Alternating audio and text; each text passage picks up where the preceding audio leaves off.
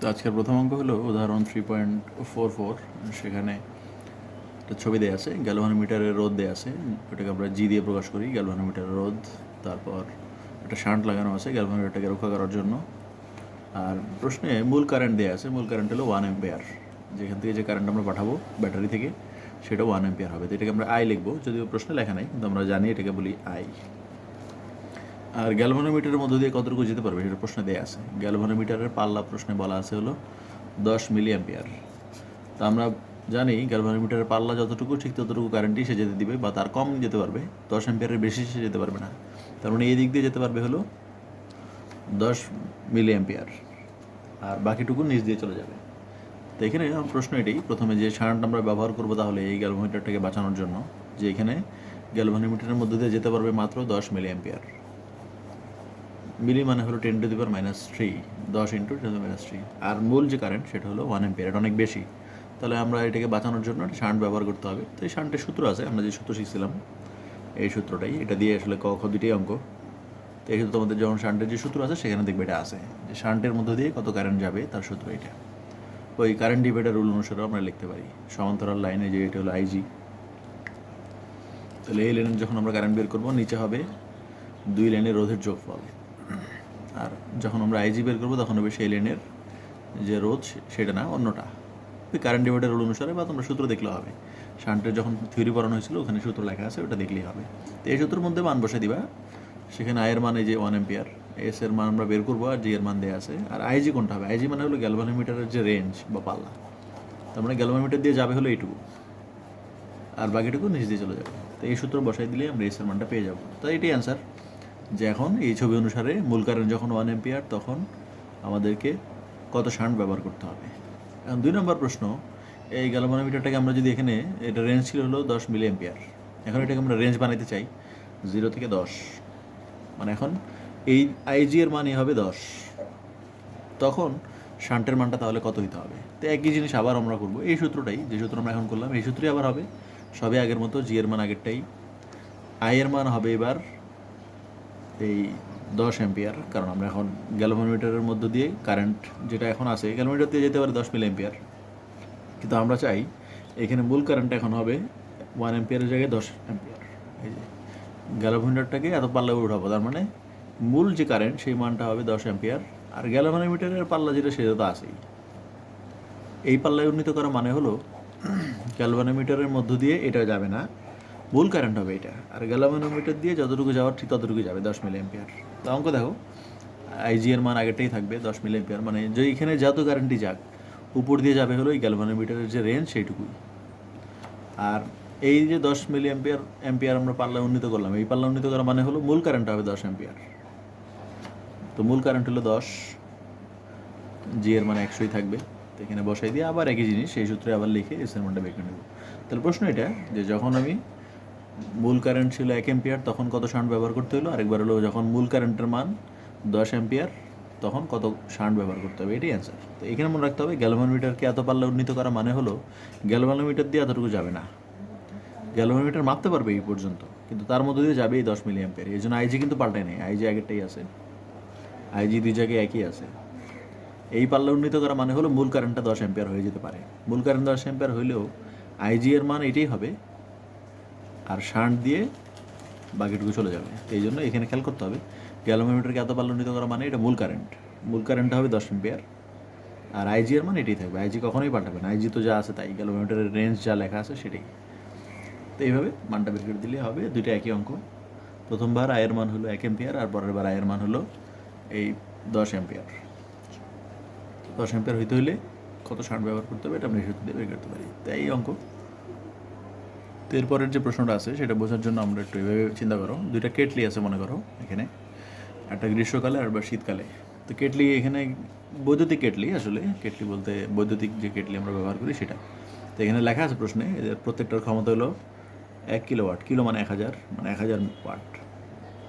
তো প্রথমে আমরা এর মধ্যে কিছু পানি নিব, কতটুকু পানি নিব সেটা বলে দেওয়া আছে। 1 লিটার পানি নেওয়া হলো, শীতকালে এবং গ্রীষ্মকালে দুই সময় 1 লিটার পানি নেওয়া হলো, এবং 1000 ওয়াটের একটা যন্ত্র সেখানে আমরা নিয়ে বিদ্যুৎ প্রবাহ চালনা করলাম। তো বিদ্যুৎ প্রবাহ চালনা করলে সেখানে বিদ্যুৎ শক্তি উৎপন্ন হবে কেটলির মধ্যে, বিদ্যুৎ শক্তি উৎপন্ন হলে সেই বিদ্যুৎ শক্তি থেকে তাপশক্তি উৎপন্ন হবে, এবং সেখানে আমরা পানির তাপমাত্রা আস্তে আস্তে বাড়বে। তো পানির তাপমাত্রা বাড়তে বাড়তে যখন তাপমাত্রা 100-তে উঠবে তখন এই পানিটা ফুটতে শুরু করবে। তো প্রশ্ন এটাই বলা আছে যে শীতকালে 1 লিটার পানিকে ফুটাইতে সময় লাগে হলো 6 মিনিট, আর গ্রীষ্মকালে পানিকে ফুটাইতে সময় লাগে হলো 5 মিনিট।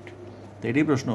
তো এখন শীতকালে যখন তাপমাত্রা কত ছিল পানির, যখন আমরা ফুটানো শুরু করলাম তখন তো নিশ্চয়ই পানির একটা তাপমাত্রা ছিল, সেটা কত ছিল, আবার গ্রীষ্মকালেও কত ছিল বা শীতকালেও কত ছিল, এটা আমাদের দরকার। প্রশ্নটা এটা যে যখন আমরা পানি ফুটানো শুরু করলাম এইটা 100 ডিগ্রিতে তো উঠা লাগবে, পানি ফুটতে হলে তো 100 ডিগ্রিতে উঠতে হবে। এখন শীতকালে কেন 6 মিনিট সময় লাগলো আর গ্রীষ্মকালে কেন 5 মিনিট সময় লাগলো? সময় লাগার কারণ হলো শীতকালে তাপমাত্রা বেশি কম ছিল পানির, এই জন্য এটাতে 100-তে উঠাইতে সময় বেশি লাগছে। গ্রীষ্মকালে তাপমাত্রা একটু বেশি ছিল, সেই জন্য এটাকে 100 ডিগ্রিতে উঠাইতে আমাদের সময় কম লাগলো। তো এই প্রশ্ন এটাই আমরা এখন অঙ্ক করে বের করতে হবে যে শীতকালে এবং গ্রীষ্মকালে তাপমাত্রাটা কত ছিল, এবং এই তাপমাত্রাটা কম বেশি হওয়ার কারণেই একটাতে 5 মিনিট সময় লাগছে, একটাতে 6 মিনিট সময় লাগছে। তো প্রশ্ন এটাই, প্রশ্ন বললেই বুঝতে পারবা। তো এইভাবে আমরা অঙ্কটা করবো। আমাদের কিছু সূত্র আছে, W=PT, আমরা এই সূত্র দিয়ে শক্তি বের করতে পারি, বিদ্যুৎ শক্তি। আবার এই সূত্র আমরা জানি অ্যান্টেনা ছিল W=mS∆θ। তো এখানে একটা জিনিস খেয়াল করতে হবে, পানির বেলায় 1 লিটার পানি আর 1 কেজির ভর একই কথা। মানে 1 লিটার পানিকে আমরা 1 লিটার পানির ভরকে 1 কেজি বলতে পারি, যদিও এটা 4 ডিগ্রি সেলসিয়াস তাপমাত্রায়, কিন্তু ওইভাবে বলা যায়। পানির বেলায় এই লিটার কিন্তু আসলে আয়তনের একক, কিন্তু আমরা জানি 1 লিটার আয়তনের পানির ভর 1 কেজি হয়, এটা আমাদের মুখস্থ। তো 1 লিটার যত লিটার বলবে আসলে ওটা আমরা কেজিতেই ধরে নেব। পানির বেলায় 1 লিটার সমান 1 কেজি, এইভাবে লেখা যায়। তো প্রশ্ন দেখো, প্রশ্ন এটাই যে 1 কিলোওয়াট ক্ষমতার একটা কেটলি ছিল, গ্রীষ্মকালে এটাকে পানি ফুটাইতে 5 মিনিট লাগে, শীতকালে 1 মিনিট বেশি সময় লাগে, মানে 6 মিনিট লাগে। তো প্রথম প্রশ্ন, শীতকালে পানি ফুটাইতে কত ক্যালোরি তাপশক্তি উৎপন্ন হবে, মানে ডব্লিউ মান চাইছে।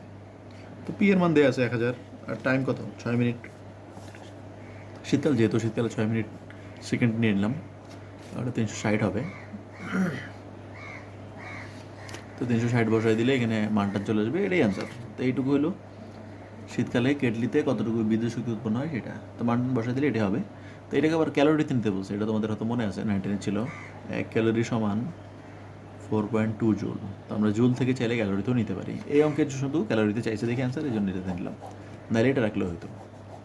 তো প্রশ্ন এটি যে শীতকালে কতটুকু তাপশক্তি উৎপন্ন হয়, W=PT, 1000 হলো পি এর মান, আর যেহেতু 6 মিনিট সময় লাগে, 6 মিনিট ধরে কেটলিটা চলে, এই জন্য 6 মিনিটে এই পরিমাণ তাপশক্তি উৎপন্ন হবে। তো জুলের নিতে বলে নাই, ক্যালোরিতে চাইছে দেখে ক্যালোরিতে নিয়ে নিয়েছে। তো এবার প্রশ্ন হলো গ্রীষ্মকালের জন্য কত হবে। গ্রীষ্মকালের জন্য আমরা তাপশক্তির সূত্র যদি বসাই, W=PT, গ্রীষ্মকালে এটাই 1000, আর তখন 5 মিনিট ধরে চলে পানি ফোটার জন্য। 5 মিনিটকে আমরা বসাই দিলাম 5 × 60, বসালে অ্যান্সার চলে আসলো। তাহলে এই শক্তিটা হলো গ্রীষ্মকালে খরচ হলো W=PT। কিন্তু আমরা তো আবার আরেকটা সূত্র জানি, W=mS∆θ, যে এই শক্তি যেটা উৎপন্ন হলো এইটা কী হবে, এই শক্তিটা আসলে তাপশক্তিতে রূপান্তরিত হবে। তাপশক্তিতে রূপান্তরিত হলে এইটা সূত্র, তো এই সূত্র বসাই দেবো আমরা, MS∆θ। তো Δθ আমাদের দরকার, Δθ মানে W1/ms। এখন Δθ কী জিনিস, Δθ মানে হলো তাপমাত্রা পার্থক্য। তো এই যে গ্রীষ্মকালের জন্য এখানে তাপমাত্রা পার্থক্য কোনটা হবে, Δθ হবে। তাপমাত্রা পার্থক্য মানে এখন হয়েছে 100, আর আগে ছিল কত, আগে ধরে নিলাম θ1। তো এটাই হলো তাপমাত্রা পার্থক্য, যে θ1 থেকে 100-তে আসছে, তাহলে পার্থক্য কত, এই দুটোর বিয়োগফল, বড়টা থেকে ছোটোটা বিয়োগ। তো আমরা এখানে এই যে Δθর বদলে 100 - θ1 বলে দিলাম। আর θ1 কি, θ1 হলো এই যে কেটলির যে পানি ছিল গ্রীষ্মকালের, সেই পানির তাপমাত্রা, বা এটাকে আমরা কক্ষ তাপমাত্রা বলতে পারি, রুমের তাপমাত্রা যত ছিল পানির তাপমাত্রা তত ছিল। তো এটাই লেখা হয়েছে যে গ্রীষ্মকালে কক্ষ তাপমাত্রা ছিল হলো θ1। তাহলে যে θ1 থেকে 100-তে গেছে, তাহলে 100 - θ1 হবে Δθর মান। তো এখান থেকে θ1টা বসাই দিলাম। তো W1 এর মান আমরা পাইছি, M এর মান 1 কেজি, যে 1 লিটার মানে 1 কেজি, আর এস হলো 4200, এস আমাদের মুখস্থ আছে, পানির আপেক্ষিক তাপ হলো 4200। তো এই সূত্র বসাই দিয়ে θ1টা পেয়ে গেছে। θ1 যেটা আসছে ওটা সেলসিয়াসই আসছে অ্যান্সার এটা। তো এখানে বসাই দিলাম, তার মানে এটাই হলো গ্রীষ্মকালে তাপমাত্রা। তার মানে গ্রীষ্মকালে 28 ধরে নিলাম, 28 থেকে পানি 100 ডিগ্রিতে নিতে সময় লাগলো হলো 5 মিনিট। একই জিনিস আমরা এখন করবো শীতকালের জন্য। তো শীতকালের জন্য কী বলা আছে, W= আমরা এবার PT, ওই যে আগে যেটা বের করছিলাম 1000, আর 6 মিনিট ধরে চলে। তো এইটুকু বিদ্যুৎ শক্তি উৎপন্ন হয়। তো এই শক্তিটা কোথায় যাবে, এই শক্তিটা আবার তাপশক্তিতে রূপান্তরিত হবে W=mS∆θ থেকে আবার এখানে। তো এখানে θ2 লিখবো, কারণ θ2 মানে হলো শীতকালের তাপমাত্রাটা আমি ধরে নিচ্ছি θ2 থেকে 100-তে গেছে, তাহলে বিয়োগফল হবে এই দুটার। তাহলে 100 - θ2 লিখে দিলে W2/ms, এখান থেকে আমরা θ2 পেয়ে গেলাম 14 ডিগ্রি সেলসিয়াস। তার মানে শীতকালে হলো 14 ডিগ্রি থেকে 100-তে আমরা উঠাইতে হয়েছে, এই জন্য কম তাপমাত্রা থেকে অনেক উপর 100 পর্যন্ত যাওয়া লাগছে, এই জন্য সময়টা 1 মিনিট বেশি লাগছে। তো এখানে 28 ছিল, 100 থেকে যেতে 5 মিনিট, এখানে 14 ছিল, এই জন্য 6 মিনিট। তো এটাই ব্যাখ্যা যে শীতকালে তাপমাত্রা কম থাকার কারণে পানি ফুটতে 1 মিনিট সময় বেশি লাগে। প্রশ্ন এটাই ছিল যে দুজনের তাপমাত্রা নির্ণয় করো, বা এভাবে বলতে পারে তাপমাত্রা নির্ণয় করে ঘটনাটি ব্যাখ্যা করো। তো অ্যান্সার এটাই হবে, শীতকালে এবং গ্রীষ্মকালে তাপমাত্রা এত ছিল। তো ছবি এটাই, এভাবে মনে রাখতে হবে যে দুইটার জন্য তাপমাত্রা যেখানে কম ছিল সেখানে সময় বেশি লাগবে, আর গ্রীষ্মকালে তাপমাত্রা কম ছিল, বেশি ছিল, সেই জন্য সময় একটু কম লাগলো। তো এটাই ব্যাখ্যা। তো সূত্র মনে হয় খুব সহজ, W=PD সূত্র দিয়ে 2 বার করতে হবে, আর W=MS সূত্র দিয়ে বসে θ1 বের করে নিতে হবে, আবার θ2 বের করে নিতে হবে। θ1 হলো গ্রীষ্মকালেরটা ধরছি, আর θ2 হলো শীতকালেরটা। তো এরপর হলো কারশফের সূত্রের সাহায্যে যে অঙ্কটা আছে, প্রথমটা হলো কারশফের সূত্রের সাহায্যে আই বের করতে হবে। এটা সার্কিট দেয়া আছে, এই সার্কিটে বলছে কারশফের সূত্রের সাহায্যে আই বের করতে হবে। তো আমরা, তোমাদের হয়তো শেখানো হয়েছিল যে কারশফের সূত্র দুইটা, কারেন্টের সূত্র আর একটা ভোল্টেজের সূত্র। তোমরা দরকার ওই থিওরিটা আরেকবার একটু দেখে নিও, যদি কোনো সমস্যা হয় তো এমনি দেখাবো, এখানেই বুঝতে পারবা। তো ভোল্টেজের সূত্র হলো দ্বিতীয়টা, আমরা কারশফের সূত্র এখানে যদিও বলছে আয়ের মান বের করা, এটা হলো দ্বিতীয় সূত্রের সাহায্যে আমরা করবো। প্রথম সূত্র দিয়ে তো আর এখানে বেরোবে না। তো আয়ের মান বের করতে হবে। এখানে কী কী আছে, ই আছে আর ছোটো আর আছে। তো তোমাদের শেখানো হয়েছিল, দেখো ছোটো আর দেওয়া থাকলে এটা হলো অভ্যন্তরীণ রোধ। তো আমি তো শিখেছিলাম যে ছোটো আর দিলে এটাকে পাশে এইভাবে লিখে দেওয়া যায় ছোটো করে। অভ্যন্তরীণ রোধ যেহেতু, সেটা আমরা সার্কিটে এখানে ছোট্ট একটা অংশে রোধ দেখাই দিব। তো এটাই আমাদের ছবি দেখাইলাম। তো এখানে একটা রোধ আছে আই, আর আছে এদিক দিয়ে মূল কারেন্ট আই। তো এই রোধের মধ্যে দিয়ে মূল কারেন্টটাই যাবে, আবার এই ছোটো আর এটার মধ্যে দিয়েও কিন্তু এটাই আসবে আই। মানে আয়ের কাজ কি, প্লাস থেকে ঘুরে আবার মাইনাসে ফেরত আসা। তাহলে এই আইটা এটার মধ্যে দিয়েও যাবে, এই ছোটো রোধের মধ্যে দিয়েও যাবে। তারপর আমাদের যেটা করতে হয়, ওই লুপ বলতে হয়। এখানে তো লুপ তো একটাই, এখান থেকে শুরু করে পুরোটা ঘুরে আরেকবার। তো লুপের সূত্রের মধ্যে আমরা কারশফের দ্বিতীয় সূত্রটা ব্যবহার করবো। দ্বিতীয় সূত্রের জন্য একটা ভোল্টেজ লাগে। তো কোথায় তিন জায়গায় ভোল্টেজ আছে, ব্যাটারি আছে, এখানে আমরা শিখেছিলাম ব্যাটারির প্লাস মাইনাস একটা চিহ্ন দিয়ে এরকম তীর চিহ্ন দিতে হয় প্লাস থেকে মাইনাসের দিকে। আর রোধ যেখানে যেখানে থাকবে সেখানেও তীর চিহ্ন দিতে হয়। তো রোধ এখানে একটা আছে, এই পাশটা হবে প্লাস, আমরা শিখেছিলাম যে এই পাশ থেকে যায় এই পাশ প্লাস হবে, আর যেদিকে যায় সেদিকে হলো মাইনাস। তবে একটা তীর চিহ্ন দিতে হয়। একইভাবে এখানেও এখানে একটা আর আছে, রোধ আছে, তাহলে এই পাশটা কারেন্ট যেহেতু এদিকে আসতেছে, এই পাশটা হবে প্লাস, এই পাশটা হবে মাইনাস, তীর চিহ্ন দিয়ে দিলাম। তো দেওয়ার পর এখন যেটা করতে হবে, ভোল্টেজ আছে 3 জায়গায়, এইখানে একবার, এখানে একবার, আর এখানে একবার। তো এখানে আমরা এর জন্য যদি বলি, এর দিকটা যে শিখেছিলাম, ঘড়ি কাটার দিকে হইলে আমরা প্লাস ধরি, ঘড়ি কাটার উল্টা দিকে হইলে মাইনাস ধরি। তো এর দিকটা দেখো, এর দিকটা হলো ঘড়ি কাটার উল্টা দিকে, সেই জন্য মাইনাস। এটার ঘড়ি কাটার দিকে, এই ছোটো আর একটা ঘড়ি কাটার দিকে। তো এটার বেলায় ভোল্টেজের সূত্র শিখেছিলাম আইআর, কারেন্ট এবং রোধের গুণফল। তা আইআর, এটার জন্য হলো আইআর, আর এটা তো ই নিজেই একটা ভোল্টেজ। তো এটাই কারশফের দ্বিতীয় সূত্র অনুসারে লিখে দিলাম। এই দুটো ঘড়ি কাটার দিকে সেজন্য প্লাস, এটা ঘড়ি কাটার উল্টা দিকে সেজন্য মাইনাস, বসাই দিয়ে অ্যান্সার বের করে নিলাম। এখান থেকে আমরা ই এর মান পেলাম, বা আয়ের একটা মান পেলাম। এটা কিন্তু আমরা সূত্র হিসেবে শিখছি, যে কোনো সার্কিটে আমরা আই বের করার সূত্র কিন্তু এটাই। কিন্তু এখানে ডাইরেক্ট এটা লেখা যাবে না, তো যেহেতু বলেই দিচ্ছি এই সূত্রের সাহায্যে বের করো, তো আমরা ডাইরেক্ট আমরা এটা লিখবো না, এটা দেখাবো কীভাবে আসছে। তো এরপর এখানে মান বসাই দাও, ই এর মান, আর এর মান, সব মান দেওয়া আছে, বসাই দিলে এটাই অ্যান্সার। তো দ্বিতীয় প্রশ্ন হলো, এই প্রথম চিত্রের জন্য এখন যে অবস্থায় আছে, তাহলে এই রোধের মধ্যে কী পরিমাণ শক্তি উৎপন্ন হবে। প্রথম যে রোধটা আছে এখানে, এখানে কী পরিমাণ শক্তি উৎপন্ন হবে, বা শক্তির হার বলছে, এটা মনে রাখতে হবে। শক্তি মানে হলো ডব্লিউ অথবা কাজ, আর যদি বলে শক্তির হার, শক্তির হার মানে হলো সময়ের সাথে সাথে শক্তির পরিবর্তন। তো আমরা এটা কিন্তু ক্ষমতা বলি, তো এই জন্য W/T-কে আমরা P বলবো। কখনো যদি বলে শক্তির হার নির্ণয় করো, বুঝে নিতে হবে ক্ষমতা বের করতে হবে। তো এটাই প্রশ্ন। তা এখন আমাদেরকে বলছে প্রথম প্রশ্নে এই চিত্রের জন্য এই আরের ক্ষমতা বের করো।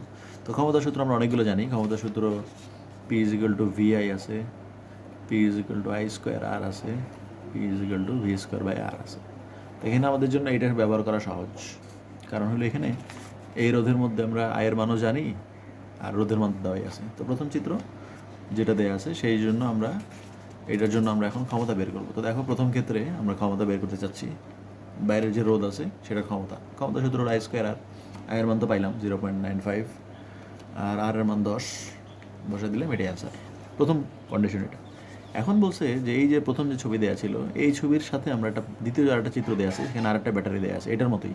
এটার যে ভোল্টেজ এবং ব্যাটারি, এটারও ভোল্টেজ এবং অভ্যন্তরীণ রোধ সব একই রকম। তো এই রোধটাকে, এই ব্যাটারিটাকে এনে বলছে এখানে সমান্তরালে কানেকশন দিয়ে দিতে। তো দেখো দ্বিতীয় চিত্রটা, যে এই ব্যাটারিটা আছে এটাকে এনে এই ব্যাটারির সাথে সমান্তরালে যুক্ত করতে হবে। আমরা সমান্তরালে যুক্ত করে দিলাম এই যে। তো সমান্তরালে যুক্ত করলে এখন তো কারেন্টের মানটা পাল্টাবে। তো এই কারেন্টের মান বের করা কিন্তু আমাদের সূত্র আছে একদম প্রথম দিন, যে কোষের সমবায় শেখানো ছিল, যে 2টা 3টা 4টা যদি অনেকগুলো কোষ সমান্তরালে থাকে বা শ্রেণীতে থাকে তখন আই বের করার সূত্র আছে। তো এখানে 2টা ব্যাটারি আছে, এদের সমান্তরালে আছে দেখে এই সূত্র আমরা ব্যবহার করছিলাম। প্রথম দিনের লেকচার দেখলেও বাবা, যে সমান্তরালে থাকলে কোষ দুইটা কোষ যদি সমান্তরালে থাকে তাহলে এদের কারেন্টের মান বের করার জন্য এই সূত্র দিয়ে আমরা বের করে নিতে পারি। তো এই সূত্রের মধ্যে এন কি, এন হলো কয়টা ব্যাটারি আছে সেটা। এখানে এনের মান হবে 2, কারণ 2টা ব্যাটারি আছে। আর ই এর মান তো এই যে 10, আর ছোটো আরের মান বড় আরের মান সব তো আছেই, বড় আরের মানও 10, এটা এখানে লেখা হয়নি। তো বসাই দিয়ে আমরা আইটা বের করে নিলাম, যে এখন 2টা ব্যাটারি যখন আছে তখন আয়ের মানটা কত হবে। যখন একটা ব্যাটারি ছিল তখন কিন্তু আয়ের মান ছিল হলো 0.95, এখন আয়ের মান হলো 0.98। এবার হলো দ্বিতীয় ক্ষেত্রে কী হবে, এখন এই রোধের মধ্যে ক্ষমতা কত সেটা বের করব। আগেরবার যেমন ক্ষমতা বের করছিলাম বা ওই যে তাপ শক্তির হার বের করছিলাম, এখানেও বের করতে হবে দ্বিতীয় ক্ষেত্রে আর কি, যে যখন 2টা ব্যাটারি যুক্ত করলাম তখন এটার ক্ষমতা কত। ক্ষমতা সূত্র আবার এটাই হবে I²R। এখানে আয়ের বদল হবে I2 মানে আসলে এটাই দ্বিতীয় ক্ষেত্রে আর কি, বা আইপিও লিখতে পারো, 2 না লিখে পি বললে হবে, IP²। এটি তো এখন এদিক দিয়ে যাবে, IP²R বসাই দিলাম। তো বসাই দিলে আয়ের মানটা বসাই দিলে, আর এর মান বসাই দিলে অ্যান্সার এটাই। তো আমরা এখন এটাই দেখবো যে প্রথম ক্ষেত্রে ক্ষমতাটা কম ছিল, এখন ক্ষমতাটা একটু বেশি হবে। তো এটাই প্রশ্ন ছিল যে যখন আমরা প্রথম চিত্র ছিল এখানে আর এর ক্ষমতা কত, আর যখন এই ব্যাটারির সাথে এই ব্যাটারিটা কানেকশন দিয়ে দিলাম তখন এই পি এর ক্ষমতা কত। দুটোর ক্ষমতা বের করে তুলনা করলেই হবে যে কোনটার ক্ষমতা বেশি। প্রশ্ন এটাই ছিল।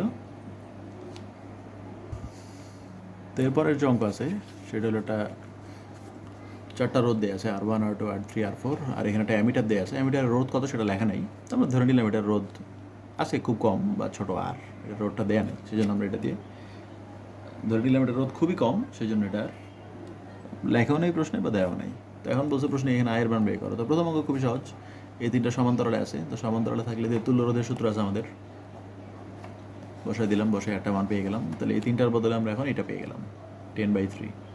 এখন এটার সাথে আবার এই 10/3 যেটা এই 3টার বদলে, তাহলে 10/3 এর সাথে এই 10 তো আবার শ্রেণী সমবায় আছে, তাহলে 10/3 আর 10 যোগ করে দিলাম, মোট যে রোধ সেটা পেয়ে গেলাম। এখন আই বের করতে হবে, এই সূত্র হলো E/R+R। ই এর মান, আর এর মান, ছোটো আর এর মান দেওয়া নাই যেহেতু 0, বসাই দিলাম, এটাই অ্যান্সার। তো এখানে কিন্তু অ্যামিটার রোডটা আমাদের দেওয়াও নাই, আর অ্যামিটার রোডটা খুব ছোটো দেখে আমরা এটার হিসাবের মধ্যে আনলাম না। মনে করো এটার মান 0.5 বা 0.1, এই জন্য এটার মান দেওয়াও নাই প্রশ্নে, আর এর আমাদের অঙ্ক করার সময় কোনো কাজে লাগবে না। এই অ্যামিটারের কোনো ভূমিকা নাই এই অঙ্কের মধ্যে, এই রোধের কোনো ভূমিকা নাই, সেই জন্য এখানে রোধের মান দেওয়া নাই। দেওয়া থাকলে হয়তো লেখা লাগতো, এটার সাথে যোগ করা লাগতো, দেওয়া নাই দেখে এটা আমাদের আর রোধের মানটা বের করার দরকার নেই। নর্মাল যেভাবে আমরা আই বের করি সেভাবে অঙ্ক করে ফেলছি। তো অ্যামিটার থাকার যে কথা, না থাকা একই কথা। তো এখানে ভোল্টেজের মান 15 ভোল্ট, বা আয়ের মান হলো 1.125, এবং এইটুকু কারেন্ট যেতে পারে এর ভিতর দিয়ে, অ্যামিটারের মধ্যে দিয়ে যেতে পারে এবং অ্যামিটারটা মাপতে পারে। অ্যামিটারের রেঞ্জ বলে দেয়া আছে 0 থেকে 5 অ্যাম্পিয়ার। তো এটা যেহেতু 0 থেকে 5-এর মধ্যেই আছে, এই জন্য এটা আমাদের এই অ্যামিটারের জন্য কোনো সমস্যাই হবে না। এখন যেটা হলো দ্বিতীয় ক্ষেত্রে কী বলছে, যে এই অ্যামিটারের মধ্যে আমরা এখন ইয়ের মান তো ছিল এখানে 15 ভোল্ট, যদি আমরা কোনো কারণে ইয়ের মান 100 ভোল্ট করে দিই তাহলে তার এই অ্যামিটারটা কাজ করবে কিনা সেটা আমাদের জানতে হবে। যে আয়ের মান তো এখন 1.125, যখন আমরা ইয়ের মান 100 পাঠাবো তখন কি আয়ের মান এই 5 অ্যাম্পিয়ারের বেশি চলে আসে কিনা সেটা আমাদের দেখতে হবে। তো দেখো সেটা কীভাবে আমরা দেখবো। যখন আমরা দেখলাম দ্বিতীয় প্রশ্নে ইয়ের মান যখন 100 ভোল্ট হবে, তো আর এর মান তো এগুলো সব আগেরগুলাই, আমরা আবার আই বের করলাম, ইয়ের মান এবার 100 বসায়, আর মান এটা ছোটো আর মান 0 বসায় দিয়ে, এই ছোটো আর মানে কিন্তু আবার এটা না, এই ছোটো আর মানে এমনিতেই অভ্যন্তরীণ রোধ যেটা সেটার কথা বলছি, এখানে একটা রোধ লেখা হয়েছে এমনিতেই এটা। তো মানটান বের করলাম, আয়ের মান চলে আসলো 7.5। তার মানে যখন আয়ের মান 1.125 ছিল তখন আমার অ্যামিটারের কোনো সমস্যা হয় না এটা মাপতে, কারণ অ্যামিটার 0.5 পর্যন্ত মাপতে পারে। কিন্তু যখন আমরা এখানে 100 ভোল্ট পাঠাবো তখন এই আয়ের মান চলে আসছে হলো 7.5, মানে 7.5 অ্যাম্পিয়ার। তো এই 7.5 অ্যাম্পিয়ার তো এই রেঞ্জের চেয়ে বেশি, মানে এখন যদি আমি এখানে 7.5 অ্যাম্পিয়ার কারেন্ট পাঠাই এদিক দিয়ে, তাহলে এই অ্যামিটার তো মাপতে পারবে না, অ্যামিটার তো নষ্ট হয়ে যাবে। তাহলে এখন এই অ্যামিটারকে বাঁচানোর জন্য কী করতে হবে সেটাই আমাদের জানতে চাইছে। তা আমরা সূত্র শিখছিলাম, দেখো তোমাদের মনে আছে, অ্যামিটারের বেলায় অ্যামিটারের পাল্লা বৃদ্ধির একটা সূত্র ছিল। এই যে অ্যামিটার একটা যদি থাকে, তাকে বাঁচানোর জন্য আমরা একটা শান্ট ব্যবহার করি। তো এখানে সূত্র ছিল অ্যামিটারের রোধকে বলা হয় ছোটো আর, আর এন হলো কত গুণ কারেন্ট আমরা পাঠাতে চাই। এন মানে ছিল অ্যামিটারের পাল্লার চেয়ে কত গুণ বেশি কারেন্ট পাঠাতে চাই। মনে করি অ্যামিটারের পাল্লা ছিল 5 অ্যাম্পিয়ার, আমরা যদি 50 অ্যাম্পিয়ার কারেন্ট পাঠাতে চাই তাহলে এন এর মান ছিল 50 বাই এটা, মানে আমরা কতটুকু পাঠাতে চাই আর তার পাল্লা কত, মানে 10 গুণ বেশি কারেন্ট পাঠাতে চাই। এর মানে হলো এখানে পাল্লার কত গুণ বেশি কারেন্ট আমরা পাঠাতে চাই। তো এখন দেখো এখানে আমাদের যে আয়ের মানটা আসছে সেটা তো অনেক বেশি চলে আসছে, পাল্লার চেয়ে বেশি। অ্যামিটারের পাল্লা 5 পর্যন্ত, কিন্তু এটা আসছে হলো 7.5, তাহলে কত গুণ বেশি কারেন্ট সেটা আমরা বের করবো কীভাবে? পাঠাতে চাই হলো 7.5 আর অ্যামিটারের পাল্লা হলো 5, তাহলে আমরা 1.5 গুণ বেশি কারেন্ট পাঠাতে চাই, তাহলে এন এর মান হবে 1.5। ঠিক যেমন এখানে 5 অ্যাম্পিয়ার হলো মনে করো তার পাল্লা, আর আমরা পাঠাতে চাই হলো বাইরে থেকে এখন 50, তাহলে ওই 10 ছিল এন। তো এখানে এন মানে হলো কত গুণ কারেন্ট আমরা এখন পাঠাতে চাই, পাল্লার কত গুণ বেশি কারেন্ট পাঠাতে চাই। তো পাল্লা হলো 5 আর এখন পাঠাতে চাই হলো 7.5, যেহেতু যে এর মান 7.5 আসছে যখন 100 ভোল্ট হয়, তো বসাই দিলে এন এর মান পাওয়া গেল 1.5। তো এন এর মান 1.5 বসাই দিলে, আর ছোট আর মানটা কত, ছোট আর মান কিন্তু দেওয়া নেই। অ্যামিটারের রোধ কত সেটা কিন্তু প্রশ্নে দেওয়া নাই, অ্যামিটারের রোধ দেওয়া নেই দেখে আমরা অ্যান্সারটা এইভাবে রেখে দিব, কারণ আর এর মান আরই থাকবে। তো আমরা লিখে নিছি অ্যামিটারের রোধ হলে এখানে ছোটো আর, তো এখানে মান বসাই দিলে একটা অ্যান্সার আসে। যে আমরা শান্ট যে ব্যবহার করব, এই শান্ট যে ব্যবহার করবো এই শান্টের মানটা হবে অ্যামিটারের রোধের ডাবল। তো এটাই অ্যান্সার, যে আমরা যদি অ্যামিটারের রোধের দ্বিগুণ পরিমাণ শান্ট ব্যবহার করতে পারি, শান্টের রোধটা যদি অ্যামিটারের রোধের ডাবল হয়, তবেই আমরা 100 ভোল্ট ব্যবহার করলেও ইয়ের মান, এই অ্যামিটারটা নষ্ট। তো প্রশ্ন এটাই ছিল যে আমরা যখন ইয়ের মান 100 পাঠাবো তখন কী ব্যবস্থা নিতে হবে। তো ইয়ের মান যখন 100, তখন আমরা দেখলাম আয়ের মান হলো 7.5, আয়ের মান 7.5 হলে এটা নষ্ট হয়ে যাবে, তাহলে কত গুণ বেশি পাঠাইতে হবে পাল্লার চেয়ে? 1.5 গুণ। তো আমরা এইভাবে অঙ্ক করে শান্টের মানটা বের করে নিলাম, যে শান্টের মানটা এত হইলেই অ্যামিটারটাকে বাঁচানো যাবে, এটাই অ্যান্সার। তো এরপর হলো কারশফের দ্বিতীয় সূত্র বা প্রথম সূত্র, এই সূত্র দিয়ে আমরা কিছু অঙ্ক শিখবো। তো এটা উদাহরণের একটা অঙ্ক, তো এটা তোমাদের একটু শিখে নিতে হবে। প্রশ্ন এরকম, একটা ছবি দেওয়া আছে, সার্কিট আছে, এখানে অনেকগুলো রোধ আছে, কারেন্ট আছে, তীরচিহ্ন দেওয়া আছে, অনেক কিছু, পুরো এই প্রশ্নটা, এই চিত্রটা পুরোটাই প্রশ্নে দেওয়া আছে। তো এখান থেকে আমরা যেটা করব, কারশফের সূত্রের সাহায্যে এটার বিভিন্ন যে কারেন্টের মান I1, I2, I3 এগুলো বের করব। তো কীভাবে করতে হবে, কারশফের সূত্র আমরা দুইটা শিখছিলাম, একটা হলো কারেন্টের সূত্র আর একটা হলো ভোল্টেজের সূত্র। তো ভোল্টেজের সূত্র দিয়েও শুধু অঙ্ক করা যায়, 3-4 ভোল্টেজের সূত্র লিখলেই হয় বিভিন্ন লুপে। কারেন্টের সূত্র লেখা যায়, যদি কারেন্টের সূত্র লিখতে চাও সেটাও হবে, আর যদি চাও যদি না তুমি শুধু ভোল্টেজের সূত্র দিয়ে করবা সেটাও হয়। তো আমাদের এখানে দেখো একটা নিয়ম আছে অঙ্ক করার, এখানে কয়টা অজানা রাশি আছে আমার এখানে চাইছে হলো প্রশ্নে, যদি প্রশ্নটা লিখি নেই, প্রশ্ন হলো I1, I2, I3 এদের মান কত হবে। 3টা অজানা রাশি আছে। তো তোমাদের এটা আর একটা জিনিস জানাইতে হবে, যে দুইটা সমীকরণ যদি আমরা সমাধান করতে হয়, যেমন এই যে তোমরা এইটা একটা সমীকরণ, এই সমীকরণের কোনো সমাধান নাই, কোনোদিনই তুমি এই সমীকরণের সমাধান বের করতে পারবে না। কখন পারবা তুমি? যখন আরেকটা সমীকরণ দেওয়া থাকবে তখন। এখন তুমি দুটো সমাধান করতে পারবা। তো এখানে খেয়াল রাখতে হবে, এখানে অজানা রাশি যতটা, আমাদের সমীকরণ ঠিক ততটা হইতো। একটা নিয়ম আছে অঙ্কে, যে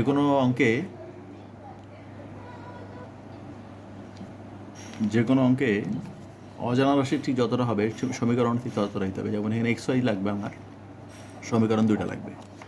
যদি এরকম থাকে 3টা সমীকরণ, 3টা চলক থাকে, তোমাকে অবশ্যই 3টা সমীকরণ লাগবে।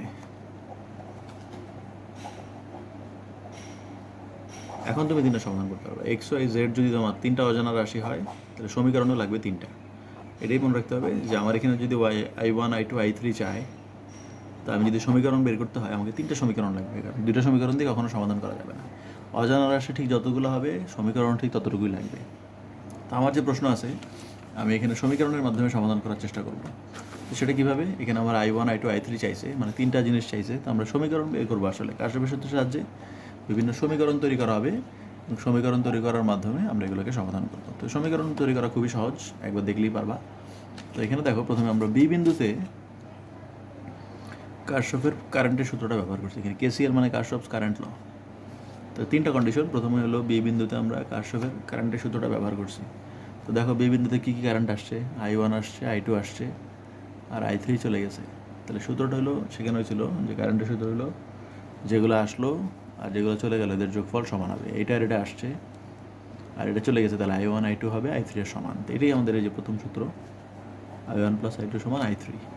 তো এরপর যেটা হলো I1, I2, I3, আমি I3টাকে বাম পাশে নিয়ে আসলাম এবং এটাকে একটা সমীকরণ দিয়ে রাখলাম, এটা আমাদের কাজে লাগবে।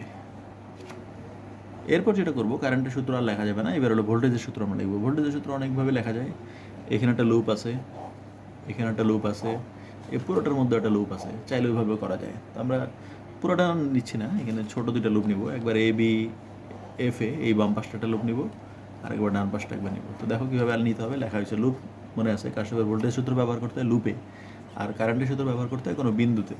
তো এই একটা লুপ নিলাম আমরা, এ বি ই এফ এ। তো এখানে যে একে দেখানো হচ্ছে, আঁকতে হয় না, বুঝে গেলে আঁকতে হয় না, বা তোমরা প্রথম শেখার জন্য এঁকে নিবা। এ বি এফ এ দেখো, এই যে মিলে নিলে হবে এ বি এফ এ, পুরোটা আমরা এখানে আঁকছি। তো এবার দেখতে হবে কোথায় কোথায় রোধ আছে আর কোথায় কোথায় ভোল্টেজ আছে। তো দেখো E1 এখানে একটা ভোল্টেজ আছে, তোমরা যে E1 দিলাম আর একটা চিহ্ন দিলাম, প্লাস থেকে মাইনাসের দিকে নিয়ে তীর চিহ্ন। রোধ আছে এখানে, মানে এই রোধের মধ্যে কত কারেন্ট যায়, I1টাই দিক দিয়ে যায়। তো এই যে I1 আসতেছে, তো এখানে কারেন্টের দিক দেখাইতে হবে, কারেন্ট যেদিকে যায় আমরা বলছিলাম সেদিকে প্লাস, মানে কারেন্ট প্লাস থেকে মাইনাসের দিকে যায়, তো এই উপরের দিকে যায়, জন্য এই পাশ প্লাস এই পাশ মাইনাস।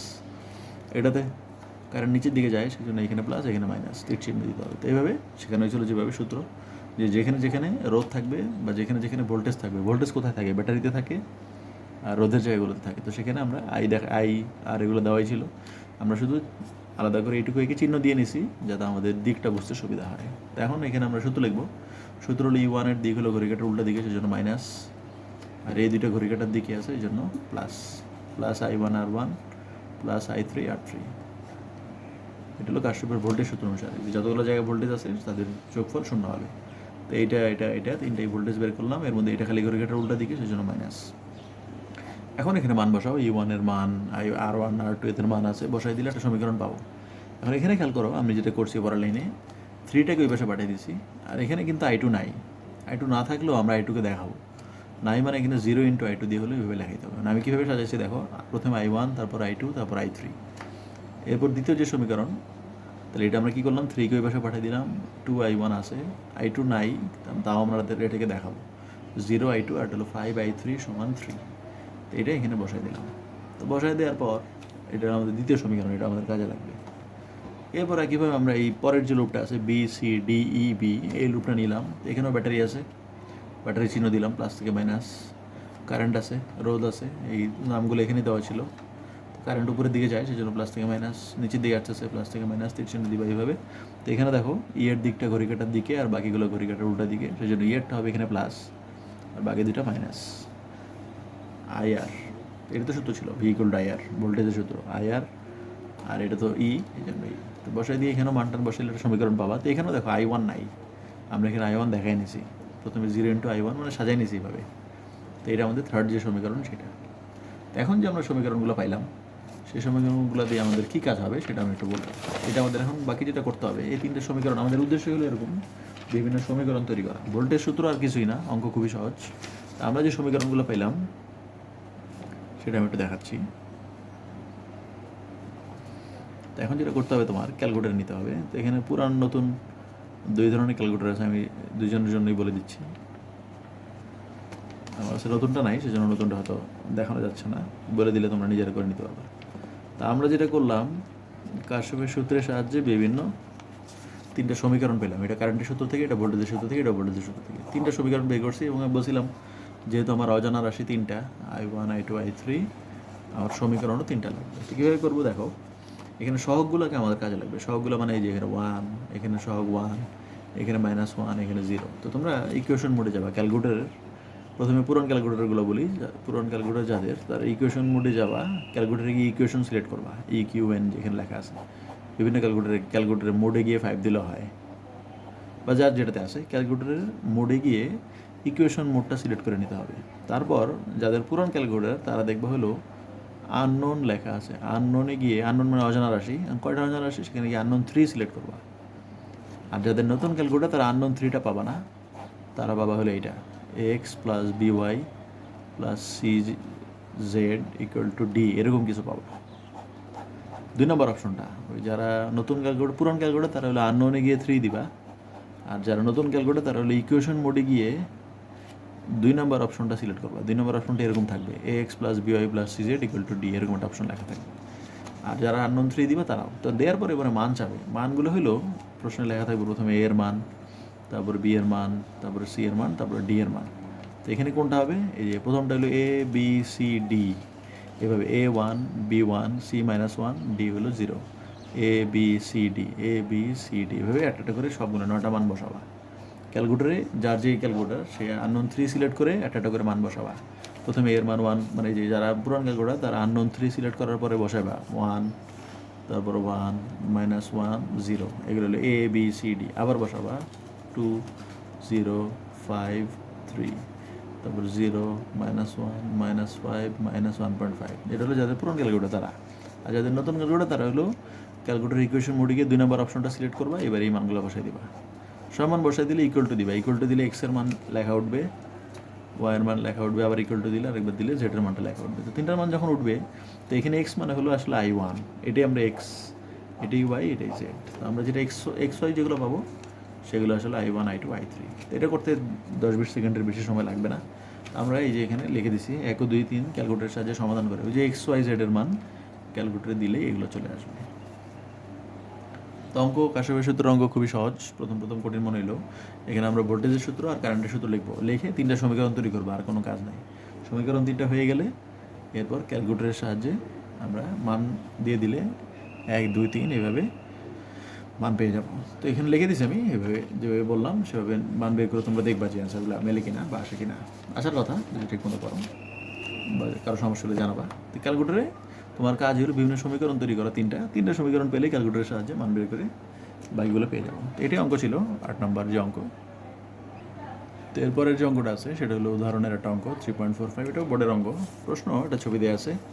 তো প্রথম প্রশ্ন খুবই সহজ, এখানে আয়ের মানটা বের করতে বলছে। তো আমরা দেখো এখানে শ্রেণী কানেকশন আছে, উপরের লাইনটি হলো শ্রেণী 4 এবং 5, নিচের এই 2 লাইন এটাও শ্রেণীতে আছে, তারপর এরা সমান্তরালে হবে। নর্মাল লাইনটির যে অঙ্ক সেভাবে আমরা মান বসাই দিব। মান বসাই দিলে কী হবে দেখো, প্রথমে এই R1 R2 এদের তুল্যরোধ বের করবো, সেটা হবে যোগ 9, উপরেরটা 9, নিচের যে R3 R4 আছে এদেরও 4 আর 5 যোগ করলে 9, মানে উপরের লাইনের রোধ হলো 9, নিচের লাইনের মোট রোধ হলো 9। তো বসাই দিলাম, প্রথম উপরের লাইনের রোধটাকে আমরা নাম দিলাম RS1, এটা নাম দিলাম RS2, বসাই দিয়ে 9 পেয়ে গেলাম। তো এটা বর্তমানে এরপর যেটা হলো এই 9 আর এই 9 তো হলো সমান্তরালে আছে। তো সমান্তরালে থাকলে দুইটা রোধ বের করা কিন্তু সূত্র আমরা শিখেছিলাম, যে দুইটা রোধ যদি সমান্তরালে থাকে তো এদের তুল্য রোধ বের করার সূত্র হলো এদের গুণফলকে যোগফল দিয়ে ভাগ করে দিলে হয়।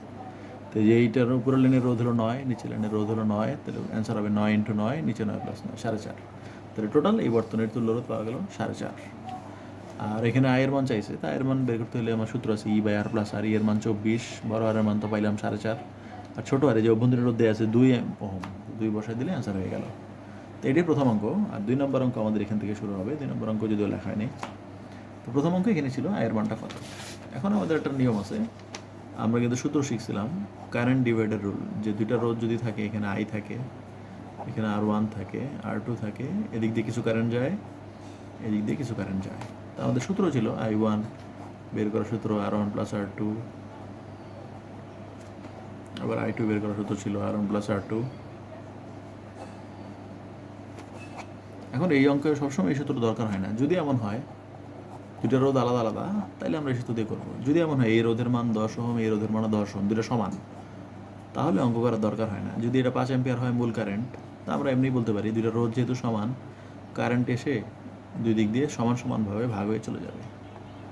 এই দুটো রোধের মান যদি কখনো সমান হয় তাহলে আমাদের অঙ্ক করার দরকার নেই, করতে পারো এই সূত্র দিয়ে, করলেও অ্যান্সার আড়াই আসবে। দুটো রোধের মান সমান হওয়া মানে হলো মূল কারেন্ট এখানে এসে সমানভাবে ভাগ হয়ে দুই দিক দিয়ে চলে যাবে। মানে কখন আয়ের মান I/2 হবে, I/2 হবে যদি দুইটা রোধ মিলে যায়। দুইটা লাইনের রোধ যদি একই হয় তাহলে আমরা বলতে পারি এই আইটা এসে 2 ভাগ হয়ে চলে যাবে। তখন আমরা অঙ্ক করা লাগে না, চাইলে করতে পারো এই সূত্র দিয়ে। তো আমাদের এখানেও তাই হয়েছে। আমাদের দেখো উপরের লাইনের রোধ ছিল হলো 9, নিচের লাইনের রোধ হলো 9, তাহলে আমার যে মেইন কারেন্ট আছে I, সেই কারেন্টের মান পাওয়া গেছে হলো 3.69। তাহলে এটা যদি 3.69 হয়, আমরা বলতে পারি উপরের লাইন দিয়ে চলে যাবে 3.69/2, নিচের লাইন দিয়ে চলে যাবে 3.69/2। যেহেতু রোধের মানগুলো উপরের লাইন এবং নিচের লাইনে একই, উপরের লাইনের রোধের মান হলো 9 মোট, এটাও 9। তো এই জন্য যখন আমরা I আসবে, উপরের লাইনের কারেন্টটাকে যদি আমরা I1 বলি, নিচের লাইনটাকে যদি I2 বলি, তাহলে I1 I2 দুজনের মানই হবে I এর অর্ধেক। এই যে এখানে তাই লেখা হয়েছে, RS1 এবং RS2 যেহেতু সমান, I1 I2 দুটার মানই হবে I এর অর্ধেক। বসাই দিলে অ্যান্সার চলে আসবে, এটাই অ্যান্সার। মানে আমার দরকার ছিল, এটা পেয়ে গেলাম। এখন যেটা প্রশ্ন, এই এপি অংশের ভোল্টেজ কী হবে? এ আর পি বিন্দুর ভোল্টেজ আমরা বের করব, এ থেকে পি পর্যন্ত। তো যে কোনো অঙ্কে আমরা ভোল্টেজের সূত্র জানি, V = হলো ভোল্টেজের সূত্র হলো V = IR। এখন এখানে এই সূত্রে আমরা ব্যবহার করবো। দেখো এপি অংশের জন্য কী হবে, এপি অংশের জন্য যদি ভোল্টেজ বের করি আমাদের সূত্র হবে I1 R1। এই অংশের কারেন্ট হলো I1 আর এই অংশের রোধের মান এ থেকে বি পর্যন্ত রোধ আছিল শুধু R1। তো বসাই দিলাম। এ কিউ অংশ, নিচের যে কিউ অংশটা আছে এ এবং কিউ, এদের যদি আমরা ভোল্টেজ বের করি, এদের ভোল্টেজ হলো আই, আর এখানে R2 না, এখানে R3 হয়ে গেছে, যেন নাম সমস্যা নেই, সূত্র ভেহিকেল টু IR, কিন্তু এখানে I মানে হলো I2 আর রোধের মানটা তো 3, এই জন্য এখানে R3 লিখছি। তো এখানে IR বসাই দিলাম। তো এখানে একই রকম বসে আমরা ভোল্টেজ পেলাম। এখন দেখো এই দুটো ভোল্টেজের মধ্যে এ কিউ অংশ আর এ কিউ আর এপি দুটার মধ্যে কোনটা বেশি? আমরা দেখতে পাচ্ছি এখানে বেশি হলো এ কিউ এর মানটা বেশি। তো আমরা এখানে একটা কথা লিখবো পরের লাইনে, যেহেতু এটার মান বেশি আমরা বলতে পারি V A Q greater than AP, মান পেলাম। এখন আমরা যে কোনো ভোল্টেজ যদি আমরা বলি কারেন্ট এ থেকে বি এর দিকে কারেন্ট যায়, তো আমরা মানে হলো ভি এ বি, এটা দ্বারা বোঝা হলো এ ও বি এ বিন্দুর বিভব পার্থক্য। তো এটাকে আমরা এইভাবে বলতে পারি ভি এ মাইনাস ভিবি, এটাও বলা যায়। এ ও বি বিন্দুর বিভব পার্থক্যকে আমরা সংক্ষেপে এইভাবে লিখতে পারি বা এইভাবে লিখতে পারি। তো যখন আমরা এখানে লিখলাম এ এবং কিউ বিন্দুর বিভব পার্থক্য, তার মানে আসলে বলতে পারি V A minus V Q. V A বড় কেন বললাম? কারণ আমরা জানি কারেন্ট এ থেকে কিউ এর দিকে যায়, আবার কারেন্ট এ থেকে পি এর দিকে যায়, তার মানে এটাই বেশি ভোল্টেজ। এখানে দেখো তাই করছে, এই যে মান পেলাম দুইটা, সেই মান থেকে আমরা বুঝতে পারলাম যে ভি এ কিউ এর মান বেশি। তো ভি এ কিউ মানে কি? এ ও কিউ বিন্দুর বিভব পার্থক্য, তো আমরা এটাও বলতে পারি এ বিন্দুর বিভব পার্থক্য আর বিভব, আর কিউ বিন্দুর বিভব, এদের বিয়োগফল। এপি এর বিভব পার্থক্য মানে হলো এ এরটা থেকে পি এরটা বিয়োগ। তো দুই পাশ থেকে এ কেটে দাও, মাইনাস দিয়ে চিহ্ন উল্টাই দিলে, মাইনাস দিয়ে গুণ করে দিলে অসমতা চিহ্ন পাল্টাই যায়। তো আমরা এখান থেকে একটা জিনিস পেলাম যেটা আমাদের প্রশ্নে চাইছিল। প্রশ্নে বলছিল যে পি এবং কিউ বিন্দুর মধ্যে কোনটার বিভব বেশি, মানে আমাদের যে ছবি দেওয়া ছিল বলছে পি এবং কিউ বিন্দুর মধ্যে কোনটার বিভব বেশি হবে। তো আমরা অঙ্ক করে দেখাইলাম এখানে পি বিন্দুর বিভব বেশি। তো বিভব যদি বেশি হয়, তো পি বিন্দুর বিভব যদি বেশি হয়, কিউ বিন্দুর বিভব যদি কম হয়, আমরা যদি একটা গ্যালভানোমিটার যুক্ত করি, কারেন্ট কোন দিকে যাবে? আমরা জানি কারেন্ট বেশি থেকে কমের দিকে যাবে, ভোল্টেজ যেখানে বেশি সেদিক থেকে কমের দিকে যাবে। তো যেহেতু পি এর ভোল্টেজ বেশি, কিউ এর ভোল্টেজ কম, তাহলে কারেন্ট পি থেকে কিউ এর দিকে যাবে। প্রশ্ন এটাই ছিল যে পি ও কিউ বিন্দুর মাঝে যদি আমি একটা গ্যালভানোমিটার দিয়ে দিই, তাহলে কারেন্ট কি পি থেকে কিউ এর দিকে আসবে না কিউ থেকে পি এর দিকে আসবে? তো এইটা বোঝার জন্য আমাদের বুঝতে হবে যে কোনটার ভোল্টেজ বেশি। তো আমরা অঙ্ক করার মাধ্যমে এখানে এই পেলাম যে পি এর ভোল্টেজ কিউ এর চেয়ে বেশি।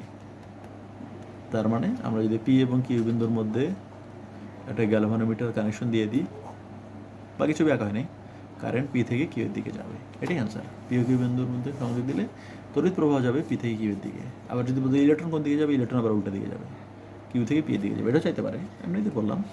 প্রশ্ন এটাই। তো এই জন্য আমাদের এই অঙ্ক করার জন্য প্রথম অঙ্ক তো 19 অঙ্কের মতো, আর দ্বিতীয় অঙ্ক করার জন্য এই এপি আর এ কিউ এর ভোল্টেজটা আলাদা আলাদা করে বের করলাম, বের করে দেখলাম কোনটা বেশি।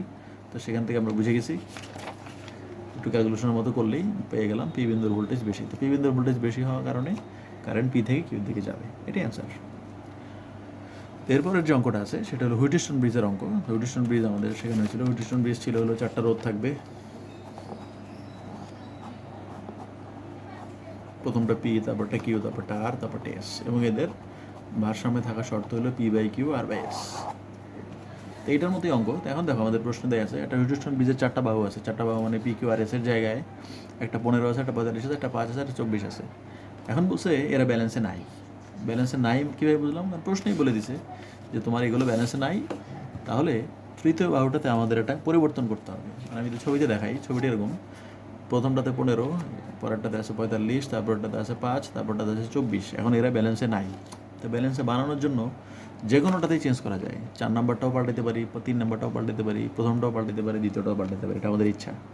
প্রশ্ন ওরা বলে দিচ্ছে কোনটা চেঞ্জ করতে হবে। ওরা বলছে যে তৃতীয় বাহুতে কিছু একটা করতে হবে। তৃতীয় বাহু মানে হলো এখানে তো আছে হলো 5, তো এই 5-এর জায়গায় এটাকে খুলে ফেলা যাবে না, 5-5-এর জায়গায় থাকবে, হয়তো এর সাথে নতুন কোনো রোধ কানেকশন দিতে হবে। তো কী করতে হবে সেটা আমাদের এখন জানতে হবে।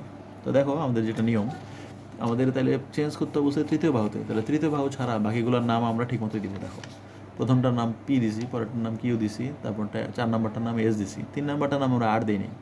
3 নাম্বারটা যেহেতু আর দিব না, এখানে আর প্রাইম দিব। আর প্রাইম মানে হলো আর প্রাইম তো এখন ব্যালেন্সে নাই, আর দিলে ব্যালেন্সে আসে আমরা জানি। তো আমরা সূত্র কি জানি, দেখো পি বাই কিউ সমান আর বাই এস। এখানে আর কি 3 নাম্বার বাহুতে যেটা লাগাইতে হয় আসলে ব্যালেন্স হওয়ার জন্য সেটা। তো এখানে আমরা যেটাতে সমস্যা বলবে, যেটাতে চেঞ্জ করতে বলবো আমরা সেখানে একটা প্রাইম দিয়ে নেব, মানে অঙ্ক করার জন্য সুবিধা হবে। তো তো পি এর মান এটা ধরবা, কিউ এর মান এটা ধরবা, আর এটা যেহেতু সমস্যা আছে এটাকে আমরা আর বলবো না, আমরা বলবো আর প্রাইম, আর এটা এস ধরবো, কোনো সমস্যা নাই। এখন আমরা লিখে নিলাম যে 3 নাম্বার বাহুতে কত দরকার সেটা আমরা এখন খুঁজে বের করি। আসলে এখানে তো আছে 5, এখানে কত দরকার ছিল সেটা আমরা বের করবো। আমরা লিখলাম যে 3 নাম্বার বাহুতে আমরা যদি আর থাকে তাহলে এটা ব্যালেন্সে আসবে, আমরা ধরে নিচ্ছি। তো এবার কত লাগবে? পি বাই কিউ সমান আর বাই এস, এই সূত্র দিয়ে আমরা অঙ্ক করবো। তো পি বাই কিউ সমান আর বাই এস লিখে আমরা আর এর মান পাইলাম হলো 8। তো এটার মানে কি? এটার মানে হলো, আমি যদি বুঝাতে চাই, এটার মানে হলো আমাদের এখানে আছে হলো 15, এখানে আছে হলো 45, এখানে আছে হলো 24। এখন 3 নম্বর যে বাহুটা আছে এখানে আমাদের তাহলে অঙ্ক করে কত পাইলাম? দরকার হলো 8 দরকার আর এর মান। কিন্তু এখন আছে কত? এখন আছে হলো 5, এবং সেটা হলো আর প্রাইম নাম দিলাম। তো তোমাদের একটা জিনিস বলছিলাম, মনে আছে কিনা, যে যদি কখনো আমরা রোধের মান বৃদ্ধি করতে চাই, মনে করি এখানে আছে 50 ওহম, আমি যদি বৃদ্ধি করতে চাই, রোধের মান যদি বৃদ্ধি করতে হয়, বাড়াইতে হয়, তখন তোমাকে শ্রেণীতে কানেকশন দিতে হবে একটা রোধ। ধরলাম এখানে 10 দিলাম, তাহলে এদের রোধ হয়ে গেল টোটাল 60। আর যদি তোমাকে বলে একটা রোধ আছে এখানে 50, এটাকে কমাইতে হবে, কমাইতে হইলে যে কোনো অঙ্কে রোধের মান যদি তোমার কমানোর দরকার হয় তাহলে সেখানে সমান্তরালে কানেকশন দিতে হবে। তো সমান্তরালে কানেকশন দিলে রোধের মানটা কমে যায়। যে 50 আর 10 আমরা অঙ্ক করলে দেখবো 50 আর 10-এর অ্যান্সার আরও কম আসবে। তো যখন কোনো রোধকে তোমার বৃদ্ধি করতে হবে তখন তুমি শ্রেণীতে কানেকশন দিবা একটা নতুন রোধ, আর যখন তোমাকে একটা রোধকে কমাইতে হবে তখন সমান্তরালে কানেকশন দিবা। তো আমাদের এখানে দেখো আমার দরকার কত? 3 নম্বর বাহুতে 8 ওহম হইলেই আমরা ব্যালেন্সে আনতে পারি। কিন্তু 3 নম্বর বাহুতে আছে কত? আগে থেকেই প্রশ্ন দেওয়া আছে 5 ওহম দিয়ে রাখছি। তাহলে এখন এটাকে আমরা কী করতে হবে? বাড়াইতে হবে। আমার দরকার এখানে 8, আছে হলো 5। সেটাই আমরা এখন করবো। কীভাবে করবো সেটাই আমি দেখাচ্ছি। আমার যে 3 নম্বর বাহু আছে, 3 নম্বর বাহুতে আমার আগে থেকে ছিল হলো 5 ওহম। এখন আমি চাই এখানে কত দরকার? এই অঙ্ক করে বের করছি 8। এখন এইটার সাথে নিশ্চয়ই বৃদ্ধি করতে হবে, এটারে বাড়ায় 8 বানাইতে হবে। তো এটা কীভাবে বানানো যায়? যে বোঝানোর জন্য দেখাইছি যে আর প্রাইমের সাথে আমরা একটা রোধ এক্স এটাকে দিয়ে দিব, মানে এর সাথে একটা এক্স দিয়ে দিব আর কি। তো এখানে রাখি নাই, আমরা আলাদা করে রাখছি। তো এইটার সাথে আমরা নতুন একটা রোধ দিয়ে দিব পাশে শ্রেণীতে, দিলে এই দুইটা মিলে হয়ে যাবে আর এর সমান, মানে 8-এর সমান। তো কীভাবে হবে? এই শ্রেণীতে থাকলে যে তুল্য রোধ কত? দুটোর যোগফল, এবং এই দুটোর যোগফল হবে তখন আর এর সমান। বসায় আমরা এক্সের মানটা পেয়ে গেলাম। তাহলে এক্সের মান আসলে হলো 3। তার মানে এই 5 ওহমের সাথে আমাদের আরেকটা নতুন 3 ওহমের রোধ দিয়ে দিলেই 8 হয়ে গেল। তার মানে এটা ব্যালেন্সে চলে আসলো। তো এটাই অঙ্ক। তো খেয়াল করতে হবে, যদি কখনো এরকম অঙ্ক থাকে, আরও একটা অঙ্ক দেখানো হবে যে কোনো বাহুতে যদি চেঞ্জ করতে বলে ওই বাহুটাকে আমরা প্রাইম নাম দেবো। যেমন 3 নম্বর বাহুতে এখানে বলছিল কি ব্যবস্থা নিতে হবে, যেন 3 নাম্বারটাকে আমরা প্রাইম দিছি। এবার অঙ্ক করে দেখছি 3 নাম্বারে কত দরকার, তারপর সেই অনুযায়ী ব্যবস্থা নিছি। একই রকম অঙ্ক আর একটা দেখো, এখানে আছে যে পি 6 3 6 4, এরকম পি কিউ আর এস এর জায়গায় 4টা আছে। এখন বলছে 4 নম্বর বাহুটাতে ব্যবস্থা নিতে হবে। তার মানে এটা ঠিক আছে পি, এটা কিউ ঠিক আছে, এটাও আর, কিন্তু এটা এস না, এটা হলো এস প্রাইম। তো আমরা এখন দেখবো এখানে আসলে এস কত দরকার। তো দেখো পি কিউ আর এস, আর 4 নম্বর বাহুতে চেঞ্জ করতে বলছে এই জন্য এটাকে আমরা এস প্রাইম নাম দিয়ে দিলাম। আর আমরা এখন লিখবো যে এখানে 4 নম্বরে কত দরকার ছিল সেটা আমরা দেখবো। তো 4 নম্বর বাহুতে দেখো এই যে ছবি এরকম দেখানো হয়েছে, 6 ছিল, 3 ছিল, আর এর মান ছিল 4, আর এস প্রাইমের মান ছিল হলো 6। এখন আমরা অঙ্ক করি। আমরা ধরে নিচ্ছি চতুর্থ বাহুতে এইখানে এস প্রাইম না, তোমরা একটু খাতা ঠিক করে নিও, এটা এস হবে। আমরা ধরে নিচ্ছি যে চতুর্থ বাহুতে যদি এস থাকতো তাহলে এটা ব্যালেন্সে আসতো, মানে কত লাগতো ব্যালেন্স আসার জন্য সেটা আমরা অঙ্ক করে দেখতেছি। পি বাই কিউ সমান আর বাই এস, এই সূত্র দিয়ে আমরা পি কিউ আর আছে আর এস এর মানটা বের করে দেখলাম যে 4 নম্বর বাহুতে কত দরকার? 2 দরকার। তার মানে আমার যে ছবি আছে সেই ছবিতে কি আছে? একটা হলো 6, আর একটা হলো 24, আর একটা না, একটা 3, এটা আর একটা হলো 4। আমরা দেখলাম এটা হলো পি এর মান, এটা কিউ এর মান, এটা আর এর মান। এখন আমরা অঙ্ক করে দেখলাম যে 4 নম্বরে দিলে ব্যালেন্স আসার জন্য কত দরকার? 2 দরকার, মানে এখানে 2 হলেই হয়ে যেত। কিন্তু আমাদের অঙ্কে 2 এর বদলে কত দিয়ে রাখছে? 2 এর বদলে দিয়ে রাখছে হলো 6, ওই যে এস প্রাইম আগে থেকে 6 বসানো আছে। তাহলে আমার দরকার এখানে 2, কিন্তু এখানে আগে থেকে বসানো আছে হলো 6। তো এটাকে আমি 2 বানাবো কীভাবে? কমানোর লাগবে। তুই যে শিখেছিলাম কমাইতে হলে কী করতে হবে? এর সাথে সমান্তরালে দিতে হবে কোনো একটা রোধ। তো আমরা ধরলাম এর সাথে নতুন একটা রোধ দিয়ে দেবো সমান্তরালে, দিলে এই দুইটা রোধটা হবে এই যেটা দরকার এখানে 2, আমরা অঙ্ক করে পাইছি এসের সমান, মানে এই 6 আর এক্স মিলে তখন 2 হয়ে যাবে। 6 আর এক্সের তুল্য রোধ কীভাবে বের করে? দুটো তুল্য রোধের সূত্র কি? 1/rp সমান 1/r1 + 1/r2। তাহলে এখানে একটা হলো 6 আর একটা হলো এক্স, আর তুল্য রোধটা কত হবে? তুল্য রোধটা হবে 2, কারণ এই দুটো মিলে হবে 2 এর সমান। তাহলে আমরা এখানে এটা বসিয়ে দেবো। তো দেখো এখানে আমার যেটা করতে হবে, PQRS দেওয়া ছিল, PQRS এর মধ্যে আমরা এসকে এটাকে এস ধরবো না, কারণ এটা তো এস না, এটা তো অন্য কিছু এসের বদলে। তো এখানে আমরা এস প্রাইম নাম দিয়ে রাখলাম। আর এস এর মান কত দরকার সেটা অঙ্ক করে বের করছি, P/Q সমান আর এস, তাহলে এস এর মান দরকার হলো 2। আমার দেয়া আছে এখানে 6, তাহলে এই যে 6-এর সাথে নিশ্চয়ই কোনো একটা রোধ আমাদেরকে নিচে দিতে হবে শ্রেণীতে। তো শ্রেণীতে দিলে সমান্তরালে দিতে হবে, সমান্তরালে দিলে এইটা আর এটা মিলে 2-এর সমান হবে। তাহলে এই যে দেখো এখানে লিখছি এস প্রাইমের সাথে এক্স দিলে এই দুজন মিলে এসের সমান হয়ে যাবে। তুল্য রোধের সূত্র ওই যে 1/s প্রাইম 1/x, এটা হবে এস এর সমান 1/s, যা তুল্য রোধের সূত্রটা। তো এখানে মানটান বসাই দিয়ে এক্সের মানটা পেয়ে গেলাম, তার মানে 3। তার মানে এই 6 ওহমের সাথে 3 ওহমের একটা রোধ দিয়ে দিলেই সেটা 2 হয়ে যাবে, তখন পুরোটা ব্যালেন্সে চলে আসবে। তো এটাই অঙ্ক, তোমাদের হোমওয়ার্ক দেওয়া হয়েছে 27 থেকে 30, একদম একই রকমের 3টা অঙ্ক, সেটা দেখলেও বুঝতে পারবা। তো এটা মনে রাখতে হবে, যেখানে যেটাতে সমস্যা বলবে বা যেটাতে চেঞ্জ করতে বলবে ওটাতে প্রাইম নাম দেবা। চতুর্থ বাহুতে চেঞ্জ করতে বলছে, এই জন্য আমরা ওইটা যেটা দেওয়া ছিল সেটাকে এস প্রাইম নাম দিছি, আর কত দরকার সেটা কিন্তু নাম দিছি এস। এটা কিন্তু প্রাইম না, এটা এস হবে। তারপর টিকানীয় খাতা থেকে যে 4 নম্বর বাহুতে কত দরকার সেটা আমরা অঙ্ক করে বের করছি। এরপর দেখলাম এটাকে বৃদ্ধি করতে হবে না কমাইতে হবে, যেখানে যা আছে যদি এর থেকে বাড়াইতে হয় তাহলে শ্রেণীতে কানেকশন দিবা একটা নতুন এক্স, আর যদি দেখো যে না এখানে বেশি আছে এখানে কমাইতে হবে তাহলে তার সাথে একটা সমান্তরালে দিয়ে দিবা, তাহলে এই দুইটা মিলে তখন এই এসের সমান হবে। এইভাবেই অঙ্ক। তো এই 3টা অঙ্ক আছে একদম হুবহু, তোমরা অবশ্যই করে ফেলবা, এটার মতো দেখে করলেই বুঝতে পারবা। তো এরপর যে অঙ্কটা আছে সেটা একটা বোর্ডের অঙ্ক, অনুসরণের 44 নম্বর অঙ্ক, একটু বড় অঙ্ক এটা। তো প্রশ্ন এরকম, একটা ছবি দেওয়া আছে এবং এই ছবিতে একটা সার্কিট দেওয়া আছে, অনেক কিছু আছে। তো এখানে একটা চাবি দেওয়া আছে, কে চাবি। তো চাবিটা এখানে এখন যে ছবি আছে এখানে আসলে চাবিটা খোলা আছে।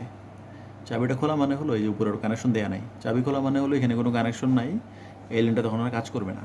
আর চাবি বন্ধ আছে তার মানে এটার সাথে এটা কানেকশন দেওয়া আছে, তখন এই লাইনটা কাজ করবে। তো এইখানে প্রথম যে প্রশ্ন আছে, চাবি আমরা বন্ধ করে রাখবো। চাবি বন্ধ করা মানে হলো এখানে চাবিটা আমরা কানেকশন দিব,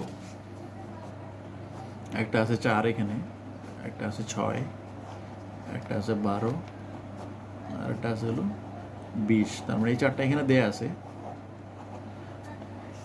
এরপর আমরা এখানে কানেকশনও দিব চাবিটা, চাবি কানেকশন দেওয়া মানে এই লাইনটা কাজ করবে তখন।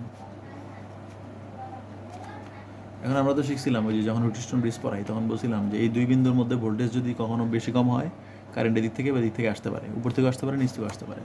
আর যদি এই 2 বিন্দুর ভোল্টেজ সমান হয়ে যায় তাহলে কারেন্ট আসা যাওয়া করবে না। তার মানে চাবি কানেকশন দেওয়া থাকবে কিন্তু এদিক দিয়ে কোনো কারেন্ট আসা যাওয়া করবে না। তবে সেটা কি ছিল, আইজি এর মান 0 হবে, আইজি মানে এখানকার কারেন্ট, অথবা বি বিন্দু আর ডি বিন্দুর ভোল্টেজ 0 হবে। এটাকে তো আমরা বলছিলাম হুইটস্টোন ব্রিজের ভারসাম্য নীতি, P/Q সমান R/S, যে এখানে কানেকশন দেওয়া থাকবে তারপর এদিক দিয়ে কোনো কারেন্ট আসা যাওয়া করবে না, কারণ হলে এইগুলা অনুপাতগুলো সমান P/Q R/S, তাহলে এটা হবে। এখন আমাদের এটাই বলছে যে এখানে একটা 4 আছে, একটা 12 আছে, একটা 6 আছে, একটা 20 আছে, কিন্তু এখানে এই রোধগুলো দেওয়ার পরেও, এই কানেকশন দেওয়ার পরেও, এই রোধগুলো থাকার পর চতুর্থ বাহুতে কী চেঞ্জ করতে হবে।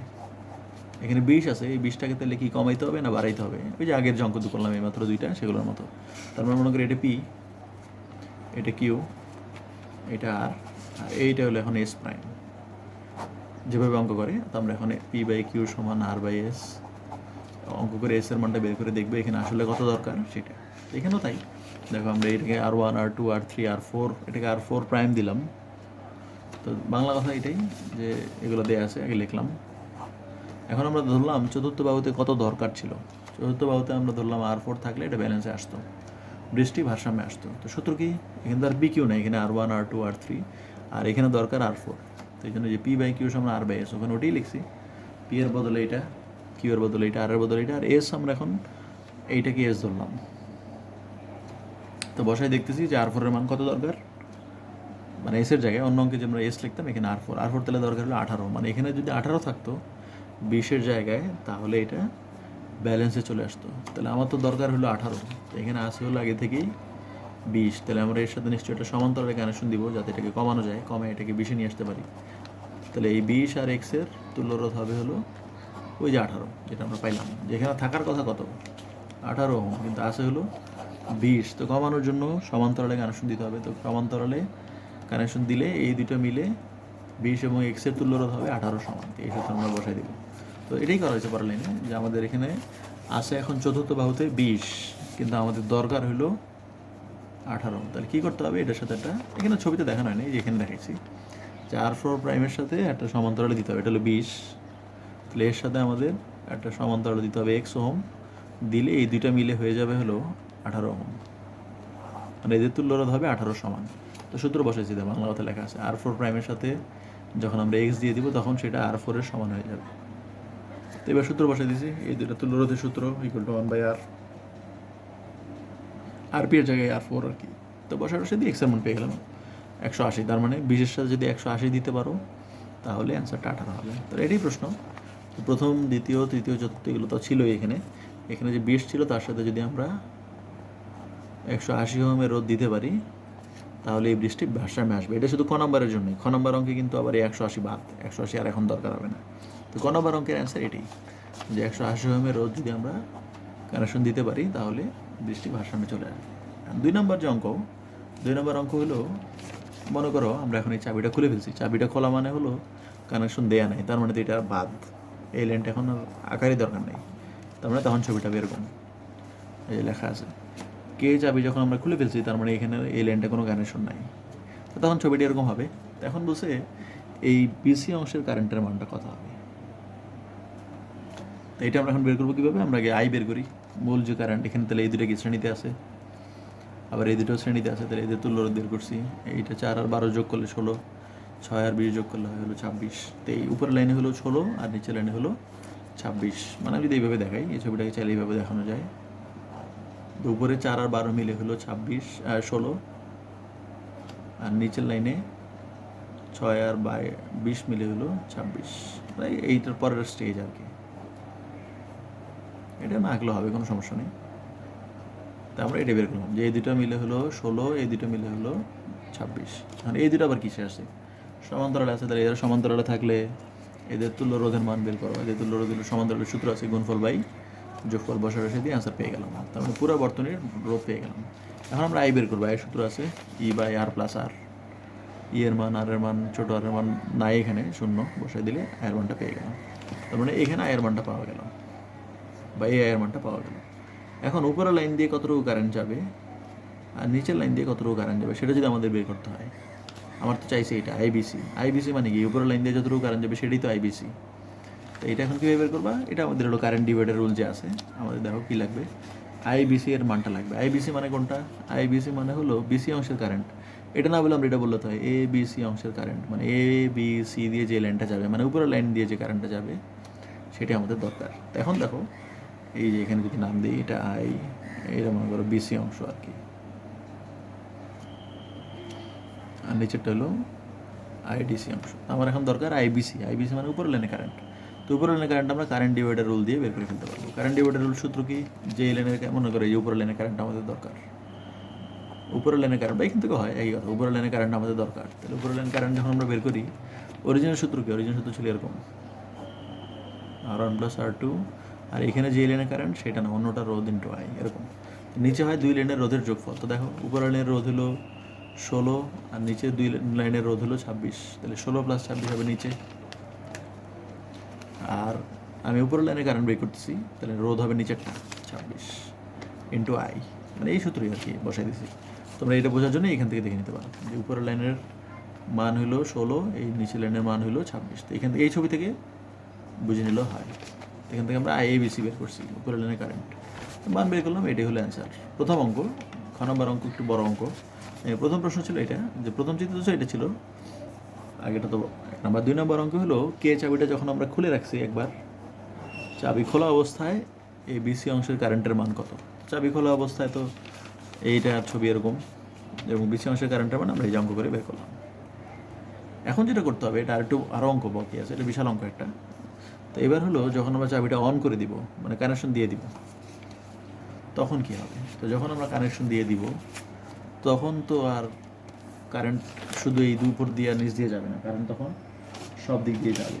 আর তখন হলো আমরা যদি এভাবে বলি, এটা আমাদের যদি সার্কিট হয়, এতক্ষণ তো এইরকম ছিল, কারেন্ট এদিক দিয়ে যেত, এদিক দিয়ে যেত, এদিক দিয়ে যেত। এখন যখন আমরা চাবি কানেকশন দিয়ে দিলাম তখন তো এটা এরকম আছে। এখন রোটেশনাল ব্রিজ তো আর ব্যালেন্সে নাই, এটা 4 আছে, এটা 12 আছে, এটা হলো 6 আছে, এটা হলো 20, এরা তো আর এখন ভারসাম্যে নাই। ভারসাম্যে যেহেতু নাই, তার মানে কারেন্ট এখন হয় উপর দিয়ে যাবে অথবা নিচ দিয়ে যাবে, কোনো একদিকে যাবে, সেটা আমরা জানি না কোন দিকে যাবে। আমরা যেটা করবো এর একটা ছবির নাম দিলাম, যে ধরে নিচ্ছি যখন এখানে এখন চাবিটা আমরা অন করে দিলাম তখন এই লেনটাতে এখন কাজ করবে। কাজ করলে আমরা এইদিকে একটা কারেন্টটাকে ধরে নিলাম আইজি। আমরা ধরে নিচ্ছি যে বি থেকে ডি দিয়ে কারেন্ট যায়। তুমি চাইলে ডি থেকে বিয়ের দিকেও দিতে পারো, কোনো সমস্যা নেই, মানে অ্যান্সার কোনো প্রবলেমই হবে না। তো আমরা ধরে নিলাম এখানে কারেন্ট তো আমরা শিখছিলাম, এখানে যদি মূল কারেন্ট হয় আই এসে কী হবে, ভাগ হবে, 2 ভাগ হবে। এই দিক দিয়ে যাবে I1, এদিক দিয়ে যাবে I2। এখন I1 এসে কী হবে, আমরা ধরে নিচ্ছি I1 এসে কিছু দিক দিয়ে চলে যাবে। তাহলে কিছু যদি দিক দিয়ে চলে যায় সেটার নাম দিয়েছে হলো আইজি। তাহলে বাকিটুকু কী হবে, বাকিটুকু হবে I1 থেকে আইজি বিয়োগ। এই অংশগুলো বুঝে নিতে হবে। I1 কারেন্টে এসেই 2 ভাগ হয়ে গেছে, কিছু দিক দিয়ে গেছে আর বাকিটুকু এদিক দিয়ে গেছে। তো এইটা দিক দিয়ে চলে গেলে বাকিটুকু কত হবে, বাকিটুকু হবে এটা থেকে এটা বিয়োগ। আবার এই I2 এখানে এসে আইজি এর সাথে এখানে মিলবে, আইজি এসে I2 এর সাথে মিলে I2 প্লাস আইজি হয়ে এদিক দিয়ে চলে যাবে। তো আমরা ধরে নিচ্ছি এইভাবে যে যখন চাবি অন করা থাকবে তখন বি থেকে ডি দিয়ে কিছু কারেন্ট আসবে, এই জন্য বিসি অংশের কারেন্টটা হবে তাহলে এইটা থেকে এটা বিয়োগ, কারণ এটা বিয়োগ করলে তো বাকিটুকু এদিক দিয়ে চলে গেল। আর আইজি এসে I2 এর সাথে মিলবে, মিলে এদিক দিয়ে চলে যাবে। তো এটাই আমাদের কাজ। এখন আমাদের চাইছে হলো আইবিসি অংশের কারেন্ট। আইবিসি অংশের কারেন্ট মানে এইটুকুর মান চাইছে, মানে I1 লাগবে, আইজি লাগবে, তারপরে এই দুটোর বিয়োগফলটাই হবে আইবিসি। মানে চাবি অন করা অবস্থায়, চাবি যখন আগেরবার বন্ধ ছিল, বন্ধ মানেই তো এখন চালু আছে, চাবি যখন বন্ধ অবস্থায় আছে তখন এই অংশের কারেন্টের মান, এই অংশের কারেন্টের মান মানে হলো I1 মাইনাস আইজি এর মান কত। তো এটা আমরা করবো হলো কারশফের সূত্র দিয়ে। তো কারশফের সূত্র দিয়ে কীভাবে করবো দেখো, খুবই সহজ, এটা তোমরা নিজেরাই বুঝতে পারবা। আমরা ABD এই লুপটা একবার নিব, এখানে রোধ আছে কোথায় কোথায় সেখানে দেখব, তারপর কারেন্ট আছে। তো এই নামগুলো দেয়াই আছে প্রশ্নে, তীর চিহ্ন দেয়া আছে, তীর চিহ্ন দিলাম ঘড়ি কাটার দিকে উল্টা দিকে দিয়ে আমরা একটা সমীকরণের মতো পাইলাম। এটা দেখলেই বুঝতে পারবা। একইভাবে আরেকটা লুপ নিলাম BCDA, এটাও নিয়ে এখানে লুপ লেখা আছে কোনটা নিচ্ছি, তীর চিহ্ন দিয়ে এখানে আগের মতো মানটান বসাই দিয়ে একটা সমীকরণ পাইলাম। সমীকরণে কীভাবে সাজাইছি দেখো, প্রথমে I1, তারপর I2, তারপর আইজি। তো এখানেও একটা সমীকরণ পেলাম, এটা 2, এটা কিন্তু 2। আবার একটা লুপ নিলাম, মানে এখানে 3টা লুপ নিতে হবে। 3টা লুপ কীভাবে নিয়েছি, আরেকটা লুপ নেওয়া হলো বড় যে লুপটা আছে, প্রথমে নিলাম এই বাম পাশটা, তারপর নিলাম এই ডান পাশটা, তারপর নিলাম এইটুকু, নাম লেখা আছে, দেখলেই বুঝতে পারবে। এখানেও একই রকম ব্যাটারি আছে, ভোল্টেজ আছে, কারেন্ট আছে, একদম একই ভোল্টেজের সূত্র যেটা, ওই ভোল্টেজ দেখবা, তীর চিহ্ন দেখবা, তীর চিহ্ন ঘড়ি কাটার দিক হলে প্লাস, বিপরীতের দিক হলে মাইনাস, এভাবে মান বসাই দিয়ে 3টা সমীকরণ পাইলাম, যে 1 2 3 দেওয়া আছে।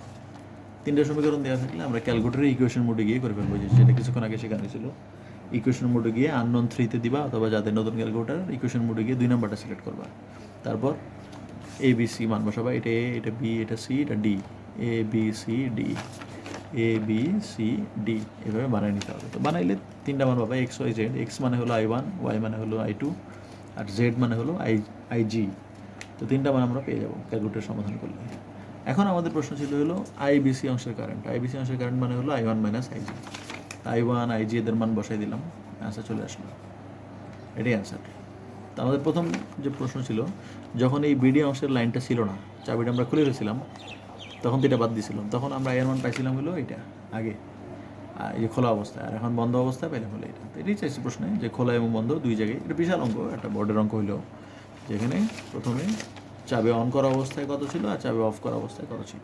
তো অন করা অবস্থায় অঙ্ক আমরা খুব সহজে করে ফেলেছিলাম, এই কারশফের সূত্রটা তো দরকার হয়নি। কিন্তু যদি এরকম চাবি চালু করা থাকে, এই লাইনটা চালু থাকে, তখন কিন্তু কারশফের সূত্র দিয়ে অঙ্কটা করতে হবে। তো অঙ্ক অনেক বড়, কিছু করার নেই, তোমরা আলাদা আলাদা করে শিখবা প্রত্যেকটা অঙ্ক, যে এরকম সার্কিট থাকলে, এটা না থাকলে তখন আই কীভাবে বের করে, আর এটা থাকলে আই কীভাবে বের করবে। তো এইটুকুই তোমাদের কাজে লাগবে। তো প্রশ্ন এটাই, বিভিন্ন কন্ডিশনের জন্য আয়ের মানটা কত হবে। তো প্রশ্ন এটাই ছিল। তো আমি যেটা একটু সংক্ষেপে রিভিউ করে দিই। প্রথম প্রশ্ন ছিল এখানে 4টা রোধ আছে, এর মধ্যে 4 নাম্বারটাতে কী কারেকশন করতে হবে ব্যালেন্স আনার জন্য। তো আমরা অঙ্ক করে দেখছিলাম যে এখানে দরকার 18, আছে 20, তাহলে এখানে সমান্তরালে দিতে হবে কত সেটা জানি না, সেটা X ধরে নিয়েছিলাম, X ধরে অঙ্কটা করে বের করেছিলাম। আর 2 নম্বর প্রশ্ন হলো, এই ছবি অনুসারে কে চাবিটা যখন থাকবে না, এই লাইনটা চাবিটা যখন চালু থাকবে না, তখন এখানে কারেন্ট কত হবে। তখন আমরা নর্মাল যে অঙ্ক করে আই বের করছিলাম, তারপর কারেন্ট ডিভাইডার রুল দিয়ে আমরা আইবিসি পেয়েছিলাম। আর দ্বিতীয় অংশ হলো আমাদের এখানে যখন এই লাইনটা থাকবে, তখন এখানে আমরা এদিকে কারেন্টটাকে ধরে নিলাম আইজি এর মানটান ধরে এদিকে কারেন্টটার মান পাইছি। আর তোমরা অনেকে প্রশ্ন করতে পারো যে আমি কীভাবে আগে থেকে বুঝলাম যে কারেন্ট হলো নিচের দিকে যাবে, আইজি এর মান, আইজি তো উপরের দিকেও আসতে পারে। কারণ সেটা হলো এখানে আমাদের অঙ্ক করার জন্য যেহেতু আমরা জানি না আইজি নিচের দিকে হবে উপরের দিকে হবে, একটা দিলেই হলো, কোনো সমস্যা নেই। সেটা হলো অ্যান্সার দেখলে তুমি বুঝতে পারবে। যখন দেখো আমাদের অঙ্কে আমি কিন্তু আইজি দিয়েছিলাম নিচের দিকে, কিন্তু আসলে আইজি এর মান মাইনাস আসছে। মাইনাস কীভাবে আসলো? মাইনাস আসা মানে হলো আমরা আসলে যে দিকটা দিয়েছিলাম নিচের দিকে, আসলে এটা নিচের দিকে হবে না। অরিজিনালি আইজি এর দিকটা হবে উপরের দিকে। তুমি যদি অঙ্কটাতে আইজি নিচের দিকে না দিয়ে উপরের দিকে দিয়ে অঙ্ক করতা, এই অঙ্ক পুরোটা, তখন তুমি দেখতে আইজি এর মান আবার আসতো প্লাস। এখানে মাইনাস মানে হলো আমরা যেটা ধরছিলাম তীর চিহ্ন, আমাদের তীর চিহ্নটা উল্টো হয়েছে, তীর চিহ্নটা হবে উপরের দিকে, এই জন্য এখানে মাইনাস আসছে। কোনো সমস্যা নেই, অ্যান্সারও 100% হবে। তো তখন তুমি কী করতে, আইজি মাইনাস আই1 যখন আইজি দিতে, তখন আইজি এর মানটা আলাদা আসতো, এটা মাইনাস আসতো না, তখন এটা অন্যরকম আসতো, প্লাস বা এরকম। তা আমাদের এখানে তীর চিহ্ন নিচের দিকে দেওয়ার কারণে আইজি এর মান নেগেটিভ আসছে। কেউ যদি তীর চিহ্ন উপরের দিকে দিত, তাহলে আইজি এর মান তখন প্লাস আসতো। এখন দেখো আমি যখন মান বসাইছি মাইনাস সহ কিন্তু বসাইছি, অ্যান্সার কোনো সমস্যা নেই, ওইভাবে অ্যান্সার একই আসবে। যে কোনো অঙ্কে তীর চিহ্ন তুমি নিজে দিয়ে নিতে পারো, কোনো সমস্যা নেই। তীর চিহ্ন যদি প্রশ্নে দেওয়া নাও থাকে, তুমি নিজে তীর চিহ্ন বানিয়ে নিবা নিজের ইচ্ছা মতো, কোনো সমস্যা নেই, অ্যান্সার অবশ্যই হবে। তো এটাই ছিল অঙ্ক 17 নম্বর। তো এরপর যে অঙ্কটা আছে সেটা বোঝার জন্য আমাদের একটু আগে একটা নির্ভর নিতে হবে। যদি কখনো দুইটা ব্যাটারি শ্রেণীতে থাকে, এটা মনে একটা ব্যাটারি, এটাও একটা ব্যাটারি, এটা প্লাস, এটা মাইনাস, এটাও প্লাস, এটাও মাইনাস, তখন এদের তড়িৎচালক শক্তি কত হবে, মানে দুটো মিলে কত হবে, একটা ই এটাও ই, তখন এদের তড়িৎচালক শক্তি, তুল্য তড়িৎচালক শক্তি, মানে দুটো মিলে কত হলো, রোদের মতো পাশাপাশি থাকে, তখন তড়িৎচালক শক্তি এদের হবে দুটো যোগ। মানে শ্রেণীতে থাকলে ব্যাটারিগুলোর মধ্যে ভোল্টেজটা যোগ হয়, আর যদি সমান্তরালে থাকে, এটাও ই এটাও ই, তখন এদের তুল্য তড়িৎচালক শক্তি কত হবে, মানে এখন এদের ভোল্টেজ কত হবে দুটো মিলে। মনে রাখতে হবে যখন শ্রেণীতে থাকে তখন দুটো যোগ, যদি দুটা থাকে আর কি, আর যদি সমান্তরালে থাকে তখন এদের তড়িৎচালক শক্তি হবে, এই দুজনের তড়িৎচালক শক্তি হবে একটাই। যদি এরকম থাকে, আমি যদি উদাহরণ দিই, এখানে একটা আছে 10 ভোল্টের ব্যাটারি, এখানে একটা আছে 10 ভোল্টের ব্যাটারি, তখন এদের টোটাল ভোল্টেজ হবে 20 ভোল্ট। আর যদি এইভাবে থাকে, শ্রেণীতে না থেকে সমান্তরালে থাকে, তখন এদের ভোল্টেজ হবে 10 ভোল্ট, দুটো মিলেই। তারপরে এটাই প্রশ্ন যে শ্রেণীতে থাকলে দুইটা ভোল্টেজ যোগ হয়ে যায়, আর সমান্তরালে থাকলে দুইটা ভোল্টেজ একই থাকে, ভোল্টেজ সমান্তরালে থাকলে বাড়ে না, আগেরটাই থাকে। এখানে একটা প্রশ্ন আছে এরকম, আমাদের 3টা ছবি দেওয়া আছে, প্রথম ছবিতে 3টা ব্যাটারি দেওয়া আছে শ্রেণীতে, এখানে 2 নাম্বার আর 3 নাম্বার ছবি একই, এখানে কাটাকাটি হতে পারে, তো ছবি বই দেখবা, বইয়ের উদাহরণের লাস্ট অঙ্কটা দুটো এইটার এটা একই ছবি, কোনো পার্থক্য নেই, দ্বিতীয় ছবি আর তৃতীয় ছবির মধ্যে কোনো পার্থক্যই নেই, এখানে দুটো সমান্তরাল, আর এখানে একটা ব্যাটারি, এখানে দুটো সমান্তরাল, এখানে একটা শ্রেণীতে ব্যাটারি আছে, আর এখানে লাইট আছে, এগুলো লাইট আসলে বাল্ব। আর এখানে যে বাল্বের রোধ সেটা লেখা নেই প্রশ্নে বলে দিচ্ছে বাল্বের রোধটা আসলে খুব কম, আমরা ধরে নিব এটা রোধ নাই একবারে, মানে খুবই কম বা জিরোই ধরে নিতে পারি, এরকম আর কি, নাই আর কি, লিখবো না এরকম। তো আমরা এখন যেটা করবো, প্রথম যে প্রশ্ন, এই যে প্রথম ছবি দেওয়া আছে, এটার জন্য ব্যাটারির অভ্যন্তরীণ রোধগুলো দেওয়া আছে প্রত্যেকটার, সবগুলো যেহেতু একই রকম ব্যাটারি, প্রত্যেকটার অভ্যন্তরীণ রোধ দেওয়া আছে 0.1। আর এখানে যে কারেন্টের মান, আয়ের মান, সেটা দিয়ে দিছে প্রশ্নে, আয়ের মান বলে দিছে 10 অ্যাম্পিয়ার। তো আমরা একটা সূত্র দেখছিলাম যে অনেকগুলো রোধ যদি ব্যাটারি যদি শ্রেণীতে থাকে, তখন এই সূত্র, যে কোষের শ্রেণী সমবায়ের যে সূত্র, যে অনেকগুলো ব্যাটারি যদি পাশাপাশি থাকে, তখন আমরা কারেন্টের মান এই সূত্র দিয়ে বের করতে পারি। তো এখানে আমার যেহেতু কারেন্টের মান দিয়ে দিছে, আর এন কত, এখানে এন মানে 3টা ব্যাটারি আছে, এন এর মান হবে 3 বসাই দিলাম। আর বড় আর কত হবে, বড় আর মানে হলো বাইরের রোধ, এখন বাইরের রোধ তো আমরা বলে দিয়েছি এখানে 0 ধরার জন্য, বা এই রোধটা নাই একবারে, এই জন্য এটা আমরা 0 বসাবো। আর ছোটো আরের মান বলে দিয়েছি যে প্রত্যেকটা অভ্যন্তরীণ রোধ হলো 0.1, তাহলে 0.1 আর এনের মান হলো 3 বসাই দিলাম। এটা 0 ধরলাম কেন, কারণ প্রশ্নে বলা আছে ব্যাটারি রোধগুলোকে, এই যে বাইরের যে লাইট আছে এদের রোধগুলোকে প্রায় 0 ধরার জন্য, এই জন্য আমরা 0 ধরে নিচ্ছি। নগণ্য মানে এটাকে 0 ধরা যায় বা বাদ। তো এইটা এখানে মান বসাই দিয়ে আমরা এর মান পেয়ে গেলাম, তার মানে এই প্রত্যেকটার ভোল্টেজ পেয়ে গেলাম, প্রত্যেকটা ভোল্টেজ হলো 1 ভোল্ট, এটা 1 ভোল্ট, এটা 1 ভোল্ট, এটা 1 ভোল্ট। এখন যদি বলে এই প্রথম চিত্রের ক্ষমতা কত, টোটাল ক্ষমতা বের করো, তো ক্ষমতার অনেক সূত্র আছে, আমরা এই সূত্রটা ব্যবহার করবো। ক্ষমতার সূত্র হলো v²/r। v²/r, এখন ভি কত হবে, ভি মানে হলো এই বর্তনীর টোটাল ভোল্টেজ। তো আমরা একটু আগে শিখেছিলাম যদি শ্রেণীতে কানেকশন দেওয়া হয়, তাহলে ভোল্টেজগুলো কী হয়, যোগ হয়ে যায়, 10 10 মানে 20। তো এখানে 1, এটাও 1, এটাও 1, তাহলে কত হয়, 3টা 1 আছে শ্রেণীতে, এদের ভোল্টেজ হবে 3 ভোল্ট, এই যে ভি এর মান হলো 3 ভোল্ট। আর রোধ কত হবে, এই পুরো বর্তনীর রোধ, বর্তনীতে রোধ বলতে এটা রোধ আছে একটা ছোটো আর, এটা ছোটো আর, এটা ছোটো আর, এটা শ্রেণীতে আছে 0.1 0.1 0, এই যে প্রতিটা রোধ হলো 0.1।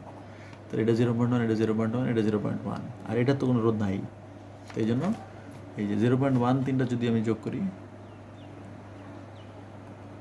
তাহলে 0.3 হয়। এটি হলো টোটাল বর্তনীর যে রোধ, সেটা বসে দিলাম। তো এইটা আমরা বের করলাম যে প্রথম চিত্রে বর্তনীর ক্ষমতা, এই বর্তনীতে কত ক্ষমতা উৎপন্ন হবে সেটা আমরা বের করলাম। তো ক্ষমতার সূত্র হলো v²/r।